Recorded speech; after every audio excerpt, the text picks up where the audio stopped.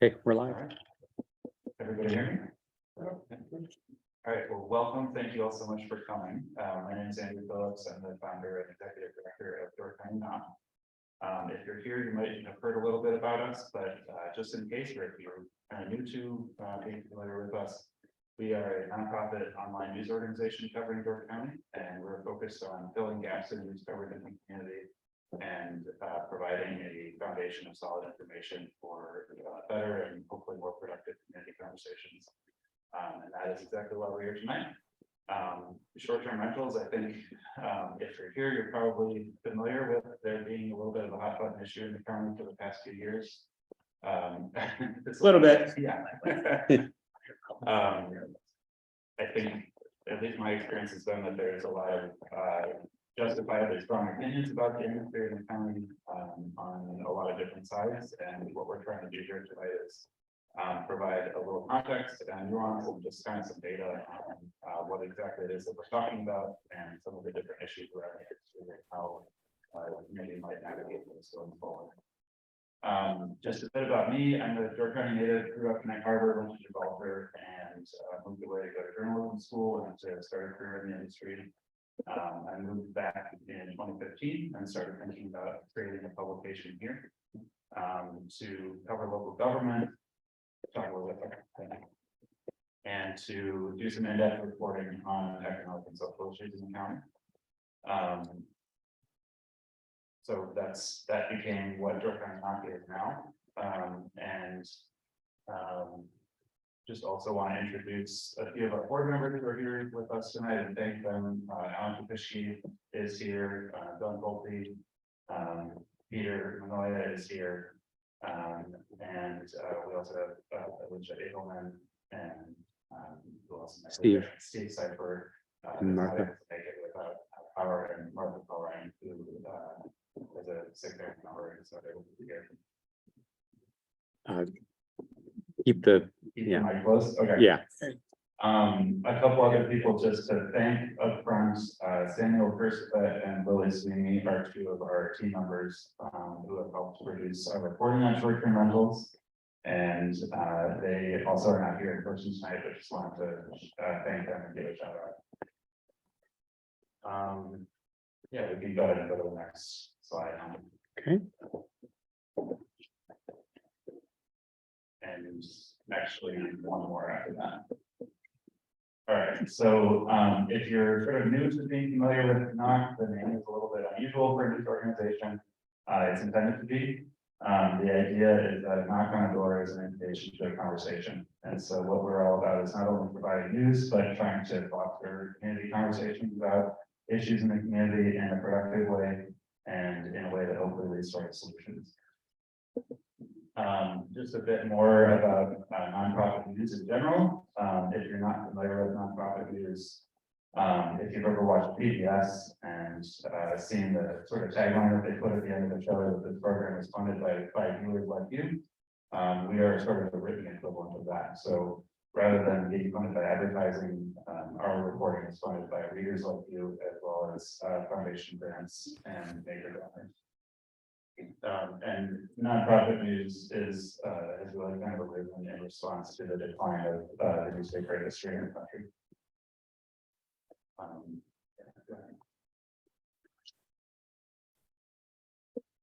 So with that, I want to just get into a bit of our discussion here and start introducing our panelists. We're going to go over several sort of big questions about the short-term rental industry tonight, and we've got a great panel here to discuss those.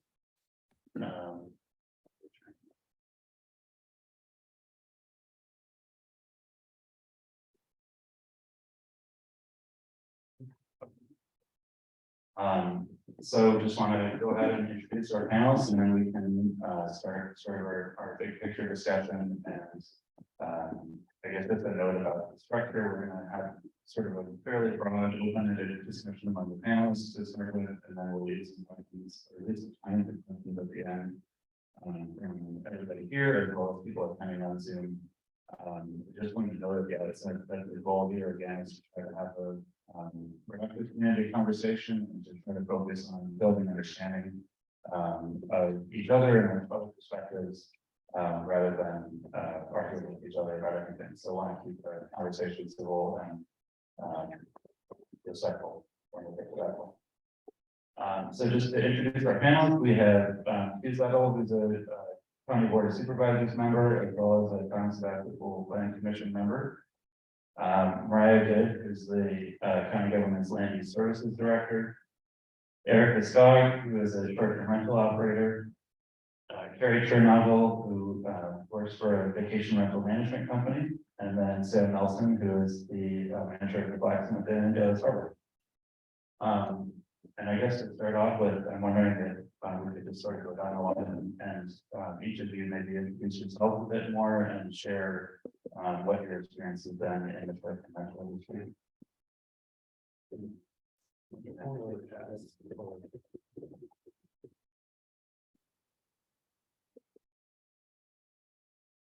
Great.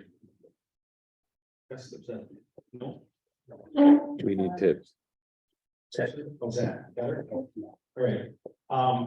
As Andrew said, I'm Hugh Settle, and I serve as the one of the planning commission members for the town of Sebastopol, and currently serve as its vice chairperson. I'm also a county board supervisor for District 14, which is kind of the eastern half of the town of Sebastopol, and the town of Sturgeon Bay. That's basically north, that portion that's north of the canal. Also as part of the county board, I am the chairperson of the broadband committee, the newly formed broadband committee, to help get broadband throughout the county. And I also am a member of the research planning commission, so I get the committee, so we can work with Mariah with land use, and I also serve on the judiciary and public safety committee. I'm fourth generation Dark County native, Southern Dark graduate. Our family operated a general construction company, as well as charity and orchards in the Sturgeon Bay area, west side of town. And then we own a residence in town Sebastopol since 2014, and we moved up here full time on retirement in 2019. As part of the town Sebastopol, we helped create the short-term rental ordinance with work that was begun. Originally started in 2018.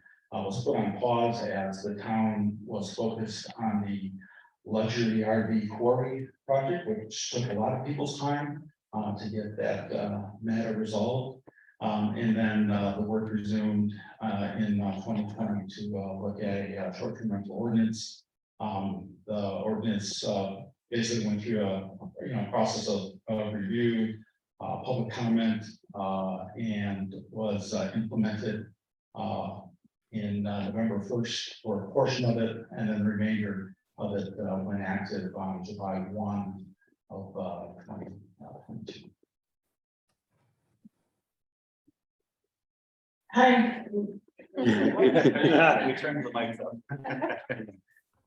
I'm good, director of the kind of energy services, which you probably previously knew as our kind of planning and zoning. I have lived in Dallas Harbor for 25 years. I've got 2 kids that are developer, and zoning and county zoning anyway does not regulate short-term rentals per se, and so we'll get into more particulars about this, but we often get calls about short-term rentals because people don't know who to call if they've got a complaint about something, or if somebody's looking at buying property and they want to rent it out, they call us to find out what regulations might be in place and that kind of thing. But and actually I like to correct myself and call them tourist rooming houses rather than short-term rentals, because short-term rental could include things like B&B units or hotels or things like that. But tourist rooming houses, I think, are what the state calls it, and some of this licensing and renting out their house or a house on the short-term rental market. And Dark County has had such rentals forever. It's just that I think there's a lot of things that have happened in the last handful of years that have really had that industry take off, and then therefore the impacts that people are feeling take off. And I think I will stop there, and we'll just talk more detail later. Thanks, Mark. I'm Erica Skog. I'm simply an individual that has a short-term rental or tourist rooming house. I'm a freelance photographer with National Geographic, now more so a full-time mom, stay-at-home mom. facing a lot of issues with childcare as well. That's another panel discussion. for later. But I, We'll invite you, thank you, we'll invite you back. appreciate it. With the second one on the way. So we really rely on our short-term rental, so I'm just here to share my perspective as an individual that rents out their home. We were living abroad, recently moved back to be close to family. My mom's in Jacksonport, my grandparents are in Sebastopol, and to make that big change and afford a home here, we really look for something that we could short-term rental, so that income is my income at this point, so that's my side of the story. I'm Carrie Chernagle. I work for a property management company called the Simple Life Hospitality. We manage about 80 or 70 properties here in Door County. I also am co-owner of a concierge company, which also has kind of morphed into a cleaning company because we saw a need. So we clean short-term rentals. Live in Sturgeon Bay, lived there since 2014. My husband is in education, which brought us to Sturgeon Bay. So we are very vested in the community. We love where we live. Hello, hi, I'm Sam Nelson. I live in Village Harbor. I'm a York County native of, a few decades now. I manage the Blacksmith Inn in downtown Bailey's, which also happens to rent and manage a short-term rental directly across the street. All right. Thanks so much. Also, I want to get into this a little bit. Some of the big questions that we're going to put on the screen, sort of one at a time, but just to start off with, so the basis for this event, or sort of what it's tied to, is that York County NAC is publishing a series of stories about the short-term rental industry in the county. That series launched last week with a story basically producing some data analysis of the Tourism Zone Commission room tax permits. And what we were able to show is that there have been more than 500 new short-term houses or short-term rentals created in the county since 2018 that are still operating. So that's sort of a caveat that I'll put in a lot of our analyses, is that what we have is data on who is currently operating. So there could have been more that were created and then closed since then. But we also were able to do a little bit of a breakdown of where those are located. So the town of Liberty Grove is the #1 municipality in the county in terms of the number of short-term rentals there. City of Sturgeon Bay is growing pretty quickly, but there are still more in the northern part of the county than in the southern part of the county, although that's balancing out somewhat quickly. What else? I think that the other sort of main data takeaway from that first story, which is on our website if you haven't seen it, but is that the number of units that are encompassed in what the Tourism Zone Commission calls the cottages, cabins, and houses category of lodging businesses. The number of units that are in that category is now greater than the number of hotel and motel rooms in the county for the first time, and that's just happened within the past 18 months. So what we're seeing so far in terms of the data that we looked at is that this particular part of the lodging industry is making up a bigger and bigger share of the lodging industry. So with that, I guess we can sort of pass the mic around and welcome whoever would want to chime in on whatever particular question we're touching on, but wondering if one of our panelists wants to start out with talking a bit about what you've seen in terms of how this industry has changed over the past few years. I can pass this mic too.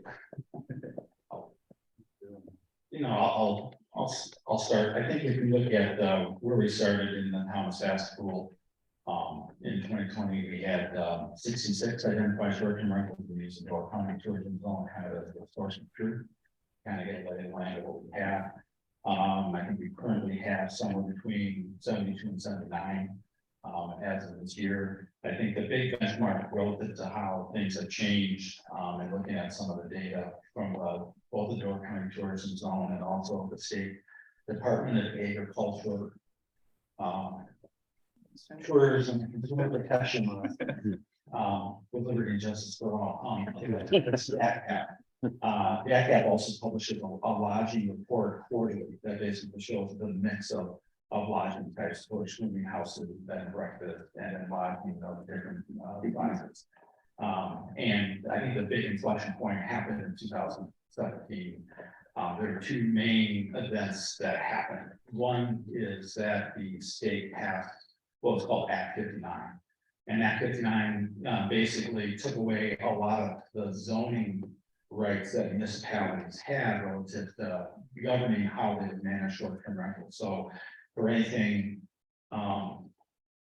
less than 6, anything more than 6 and less than 30, we basically can't restrict short-term rentals at all. And then less than 6 days, you have some certain flexibility, but you can't ban them at all. And they try to do that to get some uniformity.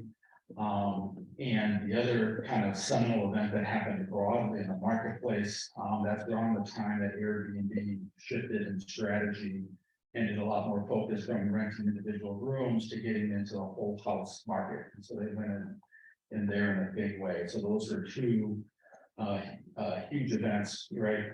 We had a new market entrant relative to marketing products and going aggressively to compete against VRBO. And the other element was basically there was a reduced restriction, if you will, relative to how someone can enter in that community, where before they had that as a potential barrier. So that's, you know, kind of what we've seen, and the data kind of shows that in a county where the trend line was at a certain trajectory, and then once 2017 happened, 2018 things just jumped. So the year after, and I think 2018, I think there was an incremental 90 short-term rentals again, or free swimming houses that they got established in the county, and that's been growing at a much faster rate since that the establishment of that 59. Do you have any background on why the state enacted that law? I do.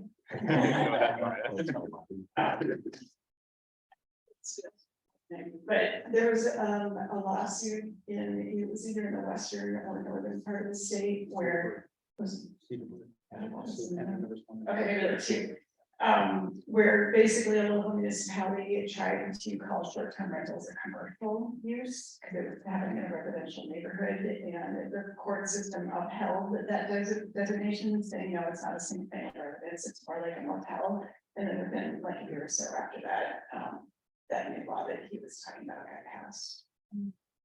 But what was the incentive for the state to want to get involved in? It's my understanding that platforms like Airbnb and things like that lobby for that, but I don't know for sure. There were 3. There were 2 main lobbying groups. One that, as Ryan noted, Airbnb and VRBO. The other was Wisconsin Realty Association. They had a campaign called Right to Rent. And then that was part of it. What the interesting thing is, you can ask Representative Joe Kitchens or any representative or senator or state senator, you know, how they voted on this act. And what's interesting is this didn't go to a vote. Okay, this was done as part of the Joint Finance Committee at the state of Wisconsin. So this was one of those, they were probably at the old fashioned restaurant, you know, next door to the Capitol, drinking old fashions and basically doing what lobbyists do. And it was kind of an 11th hour change, and it was done what is called a 999 motion. A 999 motion is you make a decision, but there's no recorded vote. So no one really knows, who voted for it, but it ties back to, both the Senate and the legislative or the assembly leaders in there. And so that's kind of how the decision went through. Obviously, the Wisconsin Towns Association, Wisconsin County Association, Village Association, all opposed it because it basically took away their local control relative to how they can control destinies within their communities. So that's basically how the sausage got made when the act was passed. So as I said earlier, I mean, people renting out houses in Door County is nothing new. It's been happening for decades, if not more than a century. As Erica pointed out, there's lots of year-round and seasonal residents that are doing that as a way to augment their income or pay their property taxes or mortgages or to, you know, do needed maintenance to their homes and things like that. But to me, I think what I hear about it seems different in recent years. Like you said, the state did change the playing field as far as what can be regulated and how. And online platforms have boomed. But what I'm seeing and hearing are things like tourist rooming houses that are never owner occupied or that are occupied, I shouldn't say occupied, or that are owned by people that have little or no connection to Door County. So we get calls at our office all the time, like I said, from people that are looking to buy real estate and they're ecstatic when they find out that Wisconsin's laws are pretty minimal in terms of what you can regulate. And again, this is all anecdotal, but since that Wall Street Journal article in August of 2021 about what a great real estate investment Door County is, I cannot tell you how many people have called me that have never heard of Door County before that want to buy a property here. Just been reading that article. Another thing that feels different, and again, this is anecdotally what I'm observing at work and even in the neighborhood I live in Bailey's Harbor. Some units that either were or could have been affordable homes, at least until the interest rates went crazy lately, for a year-round resident, whether it's in the owner occupied or rental, those are now starting to be purchased for 100% short-term rental. And that's different, I think, than what's going on. That's probably borne out by the numbers he was talking about. And that's displacing a lot of long-term renters. I spend a lot of time working on affordable housing issues, and I'm constantly hearing about people that are getting displaced by a home that they've been renting that's now being bought by somebody that's going to use it entirely as short-term rental. And then we also hear, obviously, with people's concerns about neighborhood character, they get worried about the fact that they don't know their neighbors or that the house next door has turned into a party house. So those are the things that, to me, feel quite a bit different. So obviously people have specific current concerns like about noise or parking or garbage and things like that, but I'll pass the mic. I mean, I haven't seen change, I haven't been here that long, but I have seen a lot of action in response to, you know, posts online, Facebook and Instagram, and there just seems to be a whole heavy amount of this sort of one-sided demonization of the short-term rentals, and so and to your point of these party houses, I think about my neighbor at our cottage, and they are like their own party house, and they're the owners, like their family comes up and they're like tons of cars and tons of noise. So it's not just, you know, the tourists that are crazy party animals, we are as well.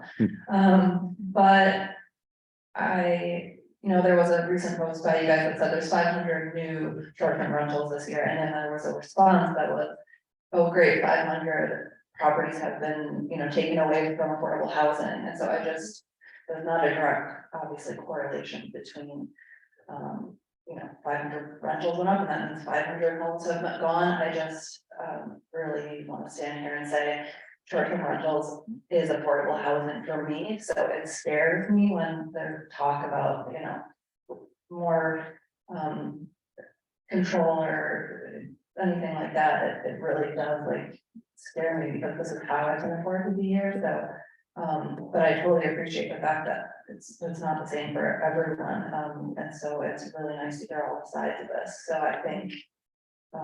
Yeah, it would be wonderful to find a way to like make everyone happy and find a solution to like make affordable homes stay affordable, allow residents to rent out their home and make a space that, I don't know the answer. I don't think any of us have the answer here, but yeah.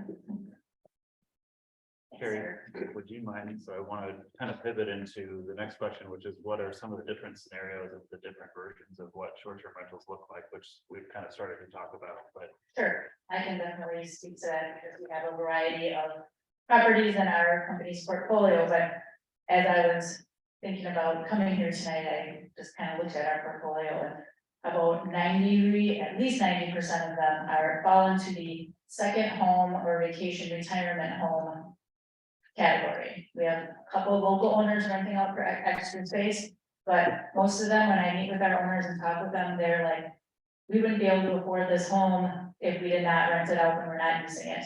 Our owners come there, they kind of then they feel guilty coming because they know they could be making some money off it. So it does change a little bit, but they love Door County and some of them wanted to share their house with people because they had such good memories there. Others, they know they couldn't have their vacation home if they did not rent it out. Some of them, it's their retirement plan.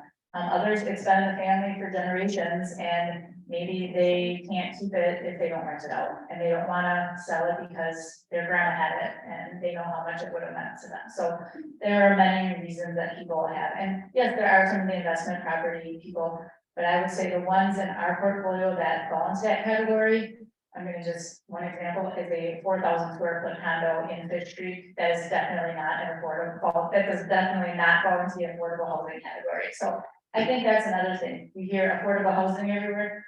What is affordable housing? What is is it according to the market of today? Is it a multifamily house? Is it a apartment complex? I mean, Sturgeon Bay right now has 422 new units that have been recently constructed. So there is. Well, what is affordable housing? Because I looked at one of the rental houses that was just purchased and turned into, it was a vacation rental. It sold for $355,000 this past year.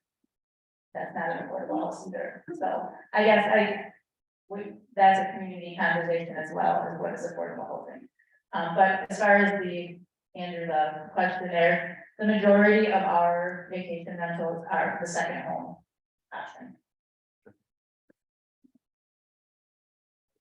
Okay, anybody else want to speak to this question? Oh, yeah. Sorry, I just have a comment. I just want to bring some perspective to this topic of like affordable housing. I manage a business in Sturgeon Bay. I've lived in Door County since the beginning of 2019, and more aggressively over the past like 2 years, I've been trying to buy a home. I'm 30 years old, and my idea of affordable is something that's like under $200,000 would be great. For what I'm hourly made to manage a business in the county and keep it running. And it's been really hard, putting offers in on, I don't know, like 8 to 10 different houses and having them flip out from under my feet because somebody has bought it with cash as a short-term rental. And that's just been really frustrating. So I just want to put some perspective on that aspect of the short-term rental and what affordable is. And yeah, maybe I could afford the listing price, but whether or not it goes for that has been odd as well. Yeah, thank you. And I do want to get into more too, whether we're sort of reaching a peak of short-term rentals in terms of the market conditions changing. Yeah, I need to get a mic back. Sorry, y'all. Would we mind just passing the other one and I'll hold on to this one? Okay, thank you. Does anybody else though want to speak to this question about sort of what the different versions of short-term rentals look like, or what your experience has been in terms of what the proportions are of each of these? Hearing that, all right. So then I did want to touch a little bit on ownership, and this is something that we at NOC, we have some data on through the zone commission permits. We haven't done the analysis on it yet.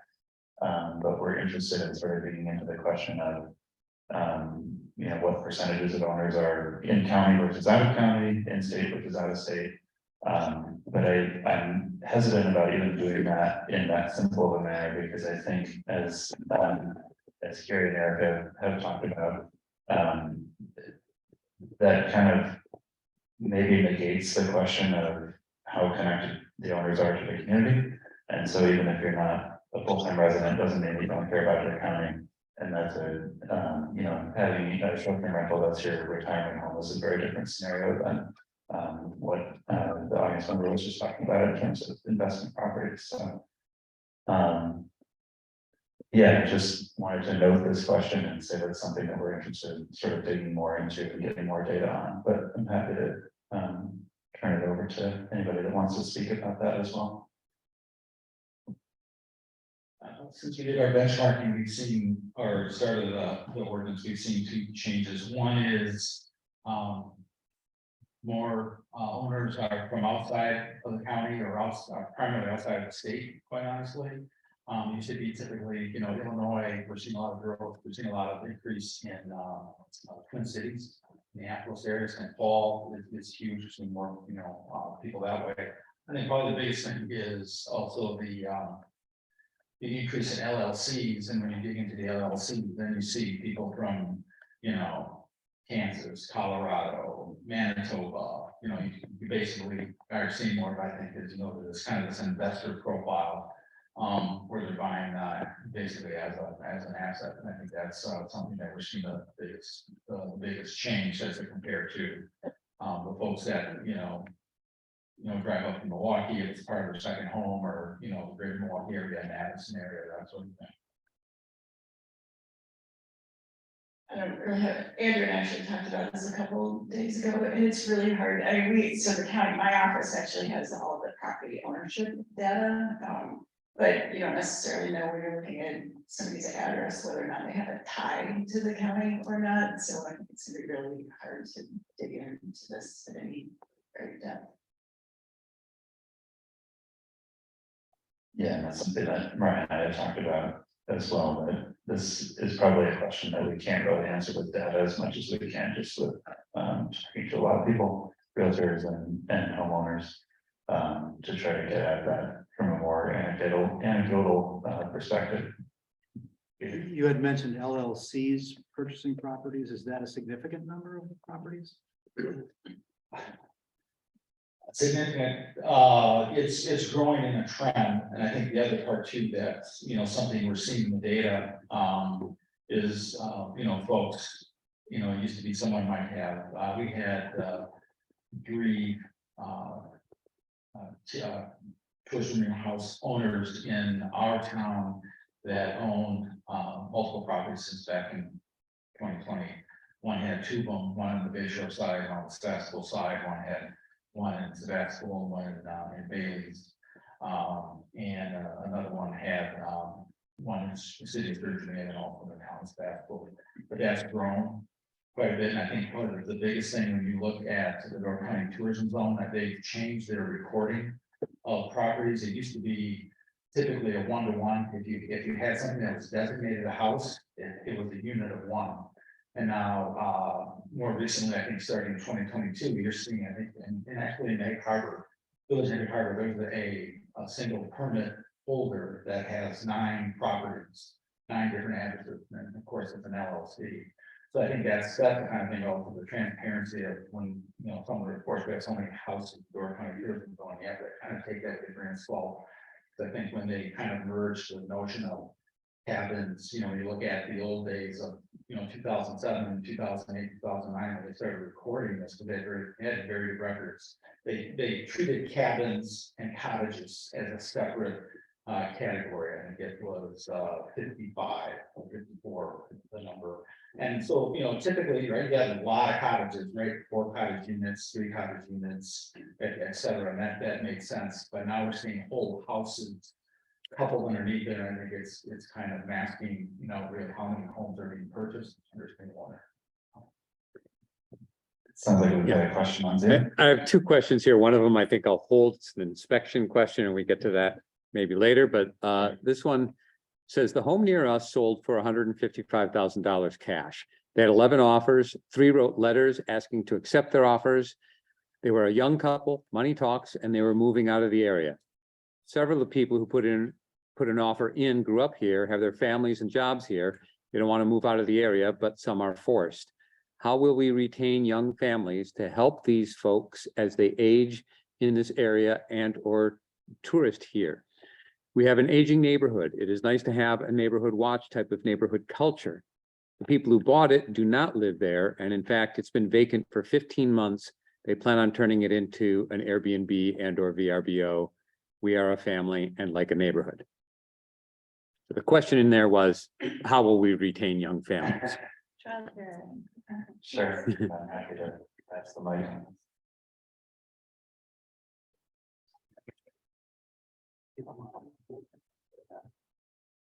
How will we retain young families? I mean, it just, childcare is definitely an issue in the area. That's a different topic, but we recently moved here and like I said, being able to short-term rent our property allows us to be here. So, you know, we're freelancers, we're your typical work from home freelance. My husband and I do travel a lot. I'm home alone. I mean, I love the idea of neighbors as well. I don't know if this is a short-term or Airbnb issue that we're losing that. I mean, you know, I remember growing up and running around and knowing all my neighbors, but I don't know if that's a correlation between short-term rental and losing neighborhoods. I mean, we just don't know our neighbors that well anymore, unfortunately.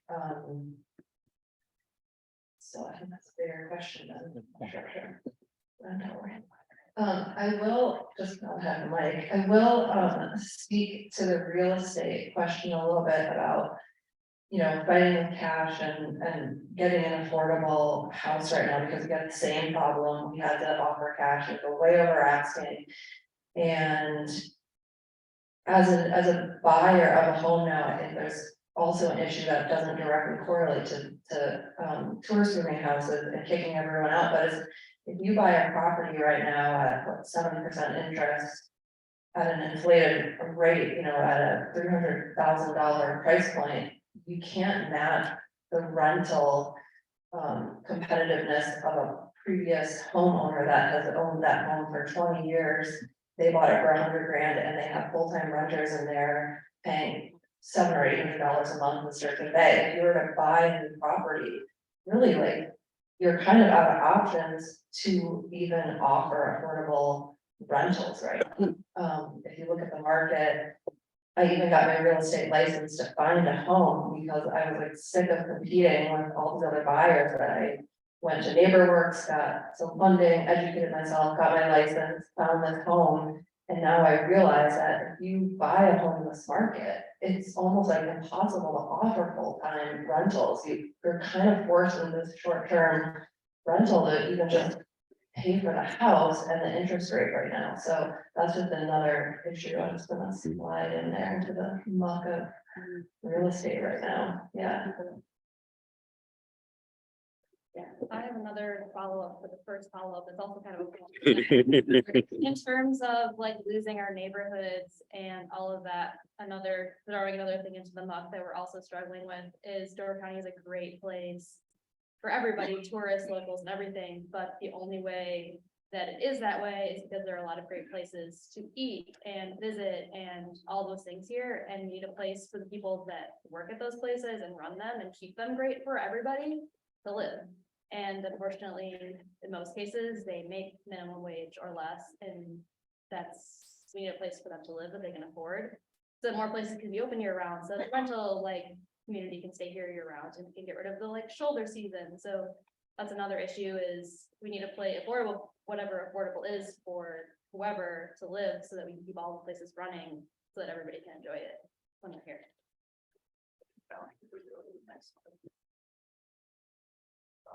So I do want to talk a bit about housing, and then also about talking a bit about housing, and then also talking a bit about how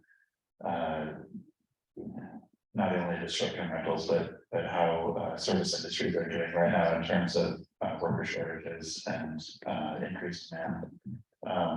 Just on this question, I guess both of them, how short-term rentals have affected housing in general. Looking for anybody who's interested in speaking on that. And then another sort of data question that Ryan and I were talking about the other day that's a little bit harder to get to is there's more than 1,000 short-term rentals in the county total, representing, to Hugh's point, representing more than 1,300 units. We don't really know with any sort of firm number anyway, what percentage of those would be considered affordable homes or are in residential neighborhoods versus our, vacation homes or retirement homes, larger houses on the shore that would probably not be considered affordable for most locals. So just to point out that that's another thing that we don't have a firm answer or a conclusive answer on that are exploring and interested in getting more information on it. Wondering if anybody wants to speak on the housing aspect of this, and then we can kind of pivot into lodging and service industries too. We'll turn housing over to the housing expert. I mean, as far as the short-term rental thing, it was just like Andrew said, we don't have data on, and you could take the tourism zone commission list, and you could cross-reference that with the property values and everything else, so it would take forever, and it would all change in 6 months, or not all of it, but. So I don't think there's a way to really find that out, but I can say again, anecdotally, and actually in my neighborhood, and I've lived in my house for 25 years, there are 3 houses within a block of me that used to be rented or lived in by people that live there year round, that worked in the community, that are now 100% short-term rentals. And I know that there's more if I went out 2 blocks from my house, so it is happening in different parts of the county. And I think, like Andrew said, I don't think most locals are think we're gonna live on the shoreline, so I don't begrudge people that, and their taxes are way higher, so, to Carrie's point, you might inherit a house that your family's had forever, and that might be the only way that you can keep that house, is to rent it out every now and then, but yeah, the affordable housing topic is huge, and there are a lot of programs and things that are happening right now that are trying to combat a combination of things, whether it's affordable homeownership opportunities or affordable apartments.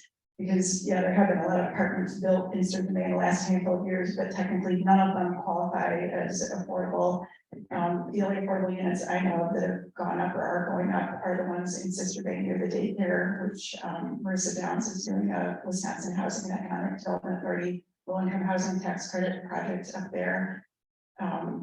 And that's the first one that's new units that's been in York County in quite a while, and the first one in Northern Door, I think 20 years maybe. So The one- I can talk about housing all night. Since the one by the library that has like 8 units in it, that when it went in, it was affordable, a lot of elderly on those fixed income. In Sister Bay That's also. the last one. Wow, Right. we're talking 35 years ago at least. Okay, yeah, and just like I said, I could talk about housing all night, but I mean, and part of the reason that the only things that are getting built that are higher density apartments or things that are even approximating affordable is because it's Sturgeon Bay, the city of Sturgeon Bay and the village of Sister Bay are the only places that have got public sewer and water up here. Well, not up here in Hope County. And that makes a huge difference in terms of costs. We're trying to talk about building affordable housing. It's literally impossible right now to build affordable housing. There needs to be a subsidy at some point, whether it's to the developer or the buyer. It's not mathematically possible to do it. And I can talk about what we're doing. I would add, especially when you get to the second question, how many STRs are actually affordable housing, becomes a tail chasing endeavor. In the last, previous to this discussion in Door County, 5 to 6 years ago, there are places around the country that looked at the same thing. The problem is you chase your tail. That as LLCs begin to buy homes to create STRs, the price goes up. It then gets taken out of what would have been affordable housing because there are multiple offers on that dwelling. So what was $150,000 home or a $250,000 home 3 blocks off the ocean now it becomes a $500,000 home. Is it affordable housing or not? It's not now, but it was. So those homes are removed from the market of affordable housing without the chance to ever become affordable housing. And I realized actually that somebody had asked earlier, I think, Carrie, what affordable housing is. So there are actual, like, officially accepted definitions, and so housing is considered affordable to you if you are spending no more than 30% of your gross income on your housing, and that's supposed to include your utilities and everything. So if you purchased a home, it's your principal, interest, taxes, insurance, all your utilities, everything, no more than 30%. When we're talking about a community-wide definition of affordable housing, it means that that community has places that are available for either rent or purchase to people that make the area median income. So that means they're in the middle. Half the people in the community make more than they do, half make less. But so people of median income should be able to find things to rent or buy in that community that don't cost them more than 30% of their gross income. So those are the actual official definitions. And when people talk about workforce housing, that nationally is generally accepted as being housing that's affordable to people that earn between 60% and 120% of area median income. I can't remember the income numbers right now. Yeah, go for it. I'll look them up. I don't remember off the top of my head either. I do want to get perspectives here from Erica and or Carrie too, on just your experiences with short-term rentals in terms of the second question here. Carrie or Erica, I don't know whether you want to speak to that, but in terms of what you're seeing, maybe particularly with those vacation or retirement homes that you're talking about, Carrie, how many of those are like shoreline properties that would not be considered affordable versus like a starter home in a neighborhood? No, that's a great question. I will say at least 15 of the 70 properties that we manage are seasonal properties. They're not even, you can't even live in that in winter. And I know Pam back there, you're not in the same thing, you manage properties too. They're three-season, if that, like, no insulation, I can maybe sometimes see light through the walls, like, they're cottages, so those are definitely not year-round livable. As far as starter homes, maybe at one time it was for grandma, and then it's been added on to, it's been remodeled, because the family has taken it on to put in granite countertops and wood floors and, right, I mean, so. It's a tough question to answer, like, you might just shake your tail, right? And as far as the big shoreline properties, yes, there are those few, but I found, even just driving around, a lot of those are big, truly second homes, maybe not even rented out, the big shoreline properties. Sure, families that are spending a couple months of the year there and then it's vacant the rest of the time. Which can go to the neighborhood, not being a neighborhood. I would just like to kind of share what's obvious, which is Door County isn't the first and only place of dealing with this issue across the country and world. For example, I can think of Big Sky, Montana, which is a very similar, it's a seasonal vacation community where local employees and, workers are struggling to find housing, and they put out an article that just, they're trying things, they're, instead of, fighting it, which I think is sort of an impossible thing to do at this point.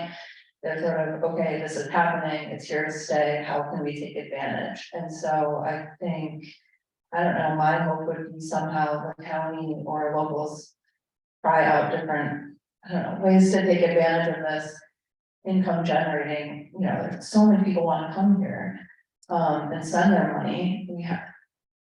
So for example, what Big Sky, Montana is doing is they are taking a portion of that income that is being generated from short-term rentals and then incentivizing those same people to rent to employees and locals and people in the area. So there are communities doing different things, it's just not really like the question of like, do we do it or not? I think it's, how do we take the power of this massive industry and make it work for ourselves rather than, I don't know.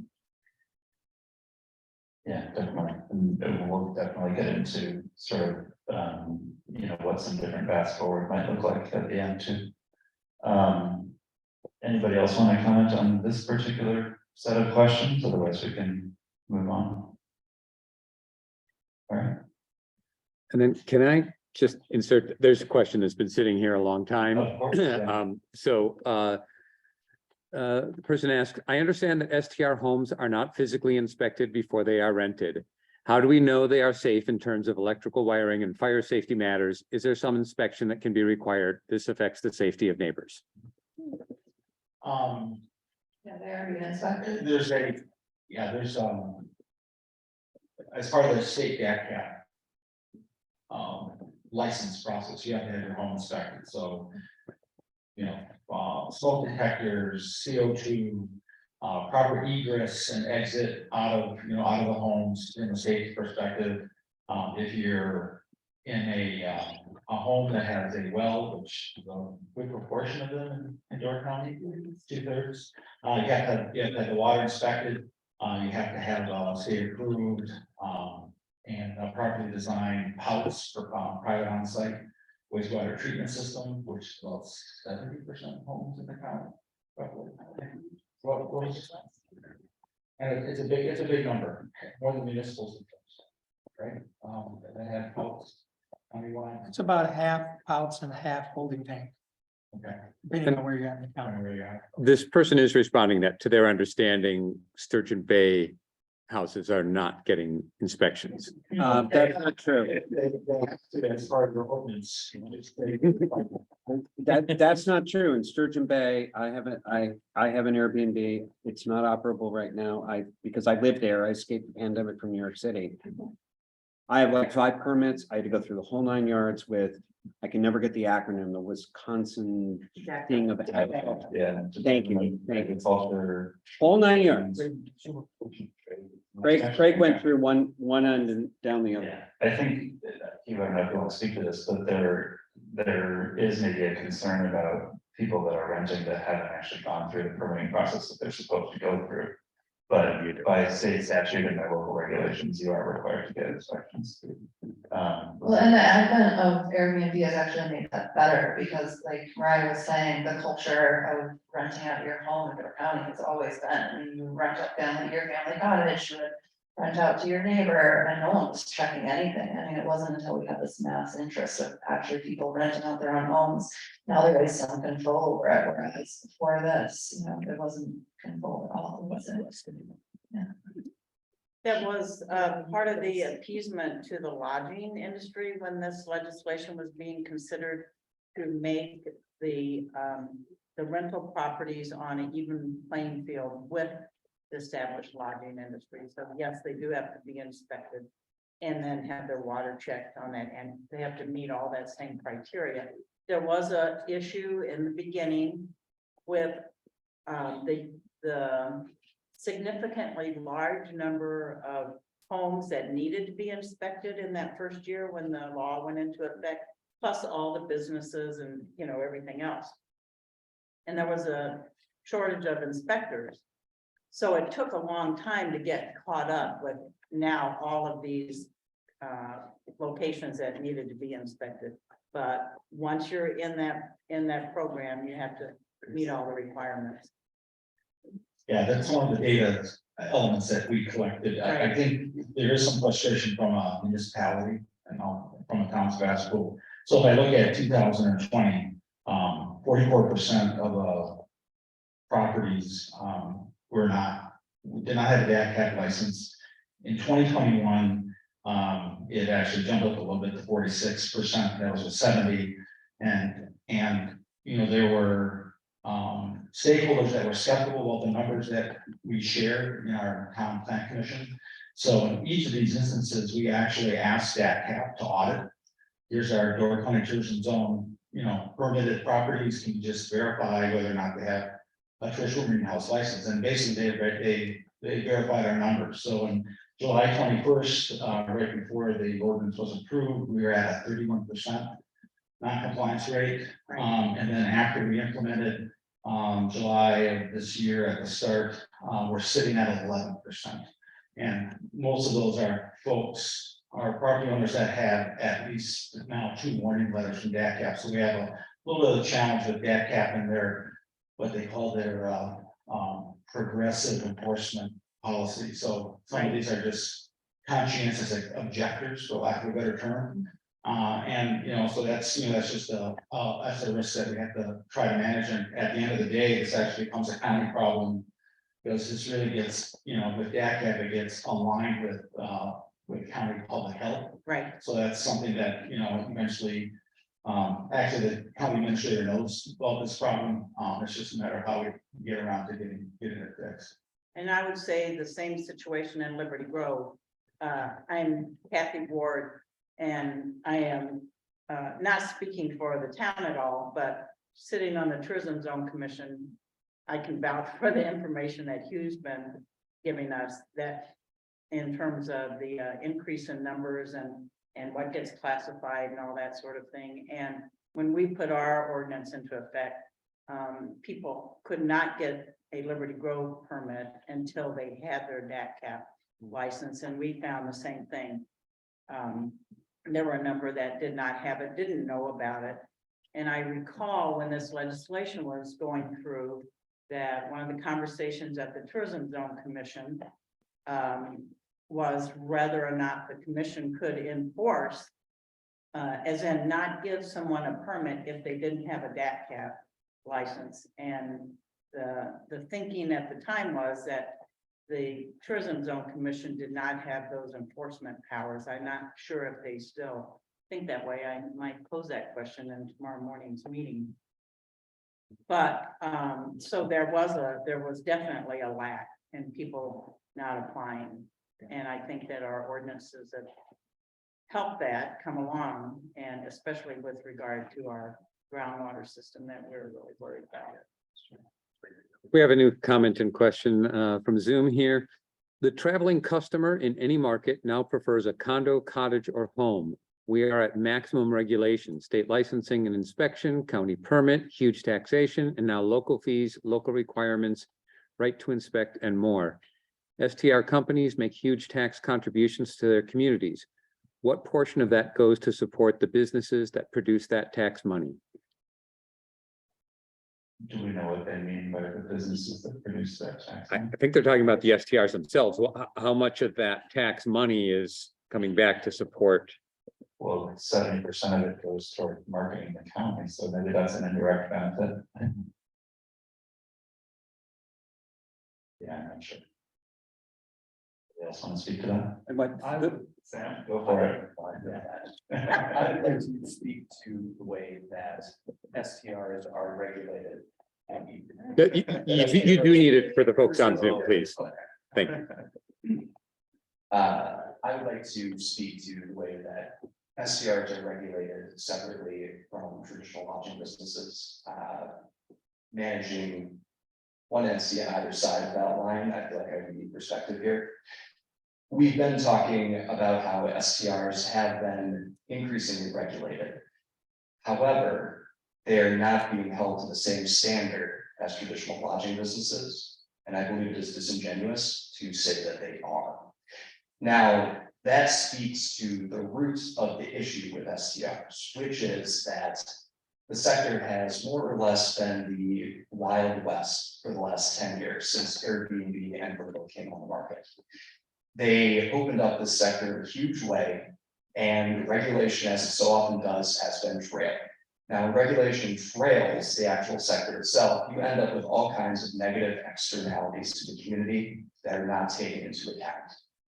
What I would like to see is more regulation of the STR sector to bring it more in line with the traditional lodging sector. Just to follow up, Sam, what are some of those differences that you're seeing and how in the different standards? I'm curious.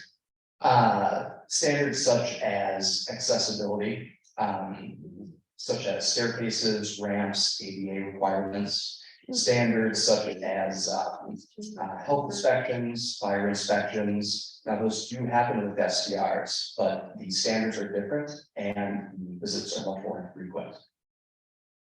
Hot tubs. Hot tubs, you got it.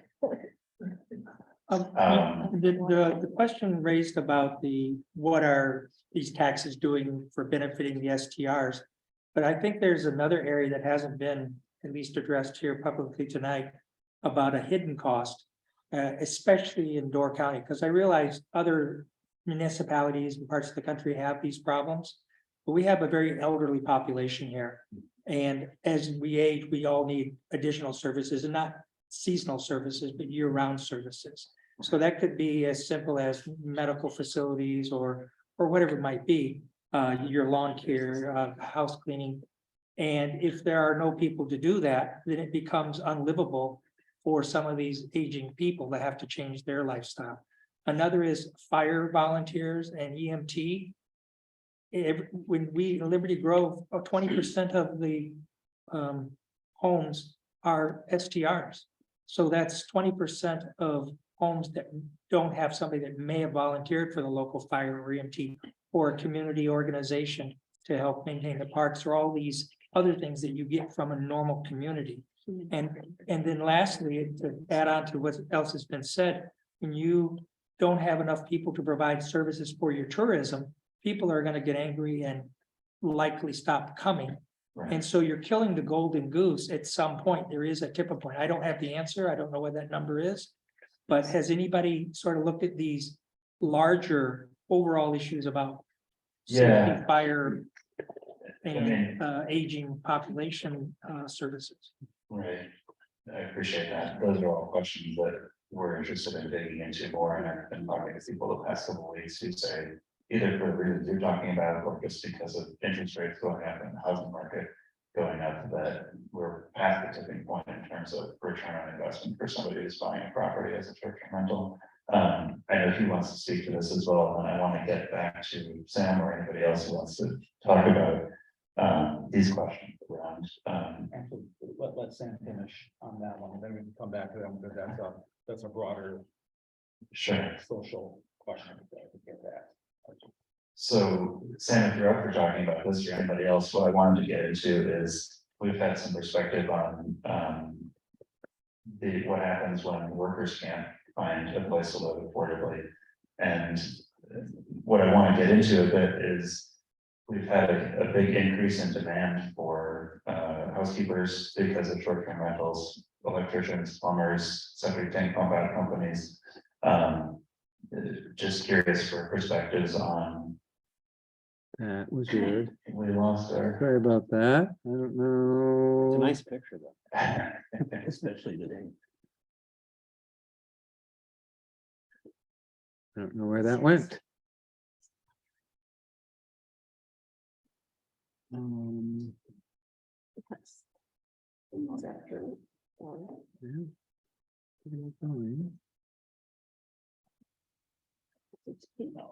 I'm sorry, I don't know what I did there.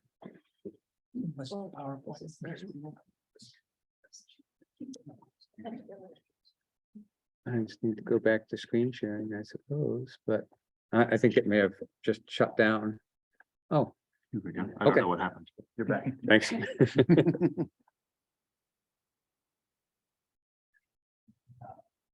So at any rate, what I wanted to get into is how basically the growth in the number of rental units in the county overall that's been driven by short-term rentals. How that's affected the industries listed here, but then Sam, what I wanted to ask you is, has there been a sort of secondary effect where the shortage of housekeepers or the increased demand for the housekeepers that we do have, for instance, has had effects on traditional lodging businesses themselves? Well, that's certainly difficult to quantify, but I can offer anecdotal evidence that I think most business owners and people living here in York County can corroborate that it has been very difficult to maintain full employment at businesses the last few years. Now, that is down to a large number of factors, but I do believe that the skyrocketing prevalence of STRs has contributed to it. The competition for those employees has become much greater. And in my opinion, there are significant knock-on effects within the housing sector, the affordable housing sector. You have more people coming to live here to fill those jobs, which increases competition for affordable housing, which drives up prices, which in turn causes developers to look to build larger houses, say, because they only have a limited number of skilled tradespeople, plumbers, electricians available to them. So when you're looking at profit margins, it makes way more sense to build larger houses, to build houses that will be sold on the STR market than it does to focus on local housing. Have you had experience then with, for instance, like not having a full housekeeping staff and having to adjust your availability or something like that because of that, or we've not gotten that far? Every day the last 2 years. It caused me to create a business. Yeah, we want to hear about it too. So I clean mostly simple life properties because I am responsible for finding cleaners for the properties, and I wanted to control it and have people I knew would show up for work and actually do a good job and be reliable. But that being said, we have about 30 people who work for us on some level, so we are helping people contribute to their families. Some of them are stay-at-home moms, some are retired people. My parents help on occasion, which helps the grandkid cousin fun. But we have teachers who are out in the summer and they work for us. So I guess there are two ways to look at it. Yeah, absolutely. Did you have a hard time finding staff? No, we pay them well. We do, and you have to, it's not a minimum wage job. I don't know where that, someone said that before, that service people are minimum wage. My 16-year-old daughter works at a bar restaurant and she's making over minimum wage. But anyway, we have people, they're people we know, friends of friends, referrals, basically.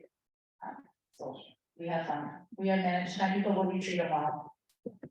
I did want to touch on that too, because that's, you know, we can talk about workforce shortage, but one, thanks, Alan. Somebody was asking who was speaking, and all the names left and right, so. Trying to clarify. No, I wanted to say some, yeah, I mean, that is one of the sort of my 17-year-old was making an insane amount of money this summer in Russia. I can't believe what they're paying, but he probably deserved everything.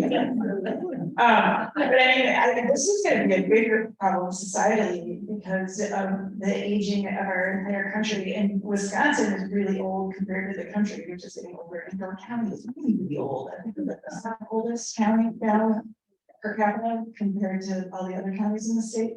And I keep hearing the statistic that there's 11 million jobs in the country right now, and there's only 5 million people looking for jobs. So at some point, you're going to get to the point where it's not going to matter how much you're paying somebody because there's just not going to be a person to actually do that job. The other thing I wanted to comment on was with regard to the plumbing and septic stuff. So our department, it includes the sanitary department, so that's the inspection and not installation, but overseeing the installation of private on-site wastewater treatment systems or septic systems. And we keep, well, there's one local designer who designs probably half of the new systems that go into this county that's retiring early because he's so burnt out.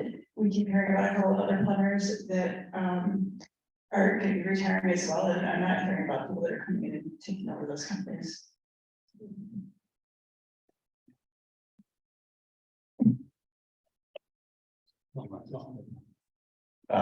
Yeah, I was just saying, I did want to touch on too, that there's kind of two Mariah's and Gary's points that we can talk about workforce shortage, but there's also the effect of it's raising wages, so there's some pros and cons there. Anybody else have comments about this, or otherwise I know we wanted to get back to. One quick thing there, Andrew, we're good, raising wages, then our cleaning fees go up, which are passed on to the STR renters. So that's one thing. I mean, it's the people coming in who then are paying for that extra. Sure. So we get pushback sometimes from renters in reviews, but it's reality. We have to pay our workers and you have to pay to do a good job. Right, and I've heard from some people recently that that's, you know, there's sort of an issue around that nationally with increasing the fees, and that might be sort of tipping some guests back to hotels or older lodging businesses. So there's, you know, the market may be sort of working itself out to some extent. Did you want to get back to the questions about EMS? Yeah, I think that's, it's a question that is at least talked in hallway discussions at the county board level. I just interacting with the sheriff, since I'm on the oversight committee for Sheriff Tammy Stern. Basically, I learned that the county sheriff's department, which typically has a residency requirement, basically has an exemption because the sheriff's deputies can't find places to live here. So, and talking to some other department heads in kind of introductory kind of meetings, I think the county department did a kind of survey or analysis of, you know, where the workers are, you know, living or where they're driving from, and there's, you know, a large number that are, you know, coming from Brown County and Kewanee County because they can't get housed here. I think that, to your point, it's the EMS, it's all that infrastructure. I think we can talk about the elderly population. There's also the socioeconomic aspect is it's much cheaper and a higher quality of life for folks that age in place and age in their homes. And you know, try to keep them there, the support staff there, occupational therapists, all those sorts of things. So that's part of it, looking at the whole social fabric And I think that's where, if this is, becomes a challenge to homes. And for infrastructure to support that, I think schools is another big one. Obviously, there's a challenge with schools, just the way Wisconsin funds their schools, that's one thing, but if you don't have students, right, to get that state funding to begin with. Because families can't find a home and they don't bring their kids into the area. That's a huge challenge. I know educators are looking at the workforce, housing and housing in general as a huge potential crisis for schools. And I think probably the area in the country that bears watching is Sedona, Arizona. Sedona, Arizona is kind of like Door County in the sense that it's surrounded, I think, on 3 sides by a mountain. And so they have the same egress, and entrance challenges that we have in the county, to get access to things. And I'm finding that out as the challenges to put broadband in, the fact that there's really only one way to the county. And it's a challenge. So Sedona's had also challenges because they have a law in the state of Arizona that is basically doesn't allow any restrictions at any level by municipalities to govern how children houses are run. And so they, with primary service industries, they're now building houses in the adjacent municipality or county, and building houses and basically commuting their workers in because they can't get it done there. I know the city is looking at doing similar things of leasing short-term rentals in order to provide some workforce housing for city employees. So there's, it's just that whole challenge there because they have, pretty much such a large density of short-term rentals that have been purchased from otherwise, people that live in those homes full time. That is causing the dynamics, school teams losing sports. Because they don't have, they don't have a density of students anymore. So I mean, there's that whole spiral of impacts that, we have to take a look at broadly and determine how we want to manage that as a county.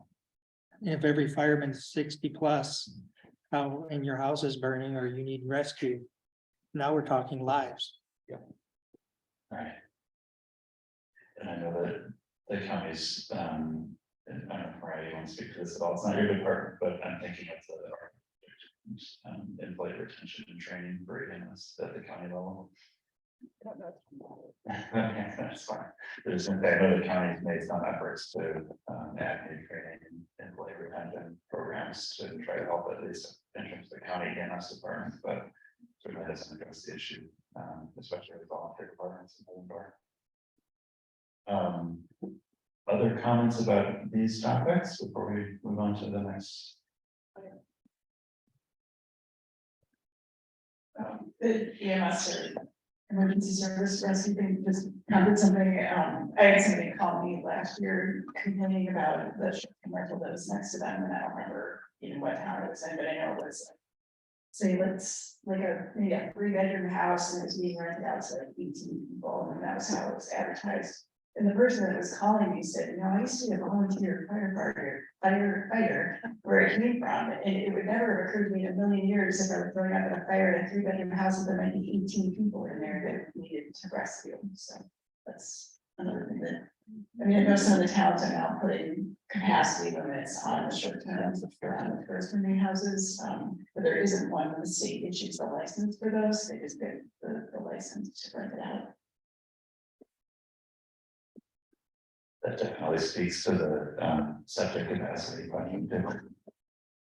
Not to put too fine a point on it. So I do want to kind of close here before we open the floor up for questions to just talking about the municipal regulation aspect of this, which we've touched on a bit, but kind of using that as a jumping off point to talk about what might be path forward for the county. And certainly as a news organization, we don't see it as our role to come up with an answer on that, but just trying to provide some basis of information for the community to decide. I think one of the takeaways maybe from the discussion so far is that not all short-term rentals are great for life, and the business model itself is not the problem. Certainly as we've heard, that's people have been renting out their houses in the county for decades. But wondering, just people's thoughts on, maybe you or somebody else could give some background on what municipalities are and are not allowed to do. And then, what might be some options in terms of regulations that would allow, people to make an income on short-term rentals while still sort of addressing some of the concerns about housing or, investor properties.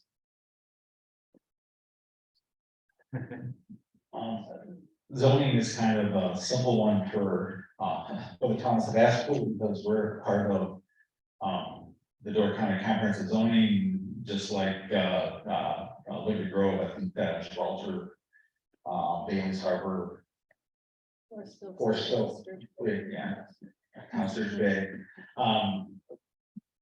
We tried, or we wanted to basically do a length of stay based on the type of residential zoning, primarily to try to address the quality of life concerns, especially with the elderly populations that we have, primarily on the shores. Because we are part of comprehensive zoning, we couldn't do that, and a lot more flexibility to interior to the town's staff school, but try to preserve neighborhood character, quality of life on the border. So we couldn't do that. So I think we're the only one in the county that basically has a minimum length of stay, basically equivalent of basically one stay per week to minimize the churn in the neighborhoods. A lot of feedback from our elderly population about actually feeling shut in, because we had, people that were staying there some one night, some 2 nights, some 3 nights. And that churn for an elderly couple used to routine, used to a neighborhood, is very stressful. So we tried to address that in our ordinance, and relative to impact, it hasn't had that much of an impact as we've seen, gone from 66 to roughly 79 short-term rentals still in the towns of Asheville.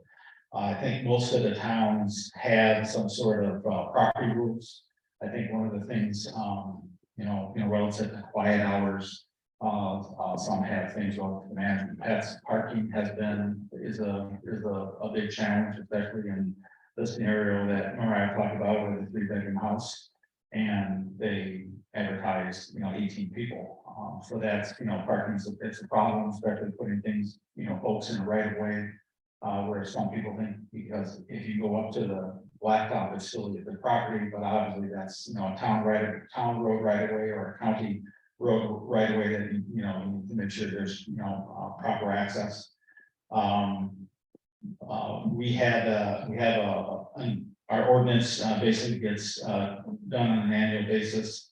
There's been a lot of discussion about, the cost.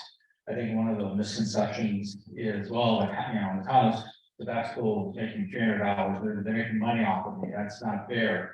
By state law, for these sorts of for ordinances like this, municipality can't make money. You basically can only charge what you need to in order to cover your costs. So it's not a money-making venture. And since we only have one FTE, as the town clerk in Sebastopol, we try to operate something that's very limited, because we just can't afford to have a bunch of FTEs managing this. So that's where we use a software platform called Granicus Post Compliance to kind of do a lot of the oversight for it, and make that easier on our town clerk, and to keep those operating costs and use the licensing cost low. That I think there's most of the towns, have something similar with property rules. I think something we did that was unique, and I think Ephraim implemented in theirs. I don't know about other communities. One of the challenges that we learned in our journey of putting an ordinance is making sure that there are expectations that are equally known between the owner operating the short-term rental and the neighbors next door to them. And, because we know a lot of them don't even know who their neighbors are, never talk to them. During our public hearing, we got a letter from a property owner that said, hey, thanks for doing a public hearing, because I finally was able to put a name and a face to the LLC that's operating the short-term rental next to them. So they actually were able to find out who was operating it, so they could contact them. And I think part of the big thing is just making sure folks are on the same page relative to how they're operating, get to know their neighbors, understand the concerns, that's. Even though you're a property owner and some have the feeling they can do whatever they want on their property, that, that doesn't work for any neighbor, whether you're living full-time or not. And I think setting some property rules, communicating them who they can contact, those sorts of things, we kind of institutionalize that in our ordinance to force at least that initial conversation, to know who they can contact in case there's a concern, or a problem. And, that's helped out at least. The biggest win we have with our ordinance is part of the host compliance is we have it provides a 24-hour, 7-day-a-week, hotline where you can call if there's a concern or report a problem. And it provides contact information. The biggest frustration residents have had is they never knew who to call in case there was a concern. That was a big frustration. So that's probably one of the biggest things that we address, is providing them a way to get in touch with the owner or the agent if they were concerned, to be able to report problems or concerns. I have a question to that. So you're saying that with the you have 71 units in that pool. You have Between 72 and 79. 79, I think, is the How term. can you spend $21,000 just to cover the cost of the expense for Granicus? That seems kind of like you're. No, I don't have all the fees in front of me, but there's Granicus, legal fees, postage and mailing, because of a lot of notification, postage and mailing is. So you're spending $21,000 of that money just on trying to regulate STRs in that area. So the neighbors know who to call. The fees to manage the software license, the legal fees. The postage, right, the licensing notification, yep. Didn't you see a drop in your room tax this year? Significantly by putting your regulation of the 6 nights in? Aren't you down about 8? The one day per week. Aren't your room taxes down? That goes back to municipality. I haven't looked at that. I think, you're on the, I think we just looked at it, you guys were about 10% down from what you were by regulating that. So it doesn't seem like it seems to me like you're trying to push STR completely out of Sebastopol. No, our goal is to provide, ensure quality of life for our residents. We're primarily a residential neighborhood, and agriculture, and our comprehensive zoning plan has that as its 10-year plan and its 10-year goal. We don't have a commercial center area, we don't have a village town hall, we don't have business associations, and primarily we don't have that mix. One of the things that we have a challenge with is we can't see the mix between resorts, hotels, and a short-term rental. So, part of it is a mixed question relative to, is it because of the hotels and resorts, which is still the primary owner revenue that we get because of the hotels and resorts that have been our primary source of revenue. And from a budgeting perspective, we're not relying on it from a budgeting perspective. You're not relying on. We're not relying on that as a growth vehicle. That's just not You're not relying on the room tax dollars? correct. It's a primary resource as that source of revenue. Isn't that how you built the town hall? Pardon me? Isn't that how you built the town hall? And put in the pickleball courts? The room tax dollars? I appreciate this conversation. I think some of this may be better suited for a kind of special planning commission meeting. That's fine. I've already been there. We want to keep this kind of at the countywide level. But I'm just saying, if you take away, if all these municipalities start doing what Sebastopol did, you're gonna see a huge decrease in your room tax dollars.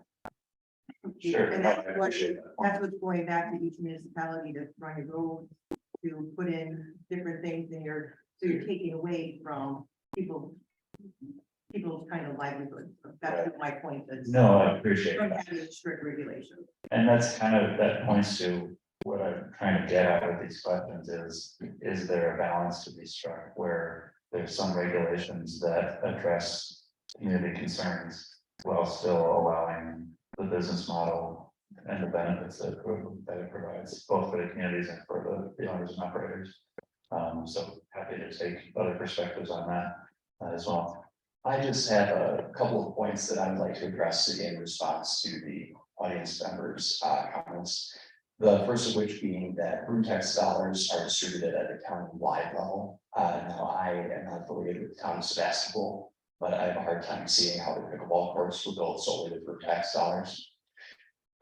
Secondly, the last couple of years have been a high watermark for occupancy in the county, driven in large part by the pandemic and by the surging economy.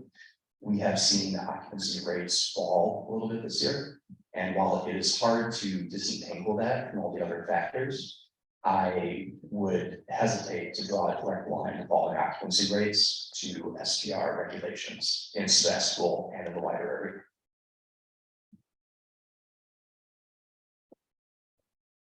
I can talk about zoning.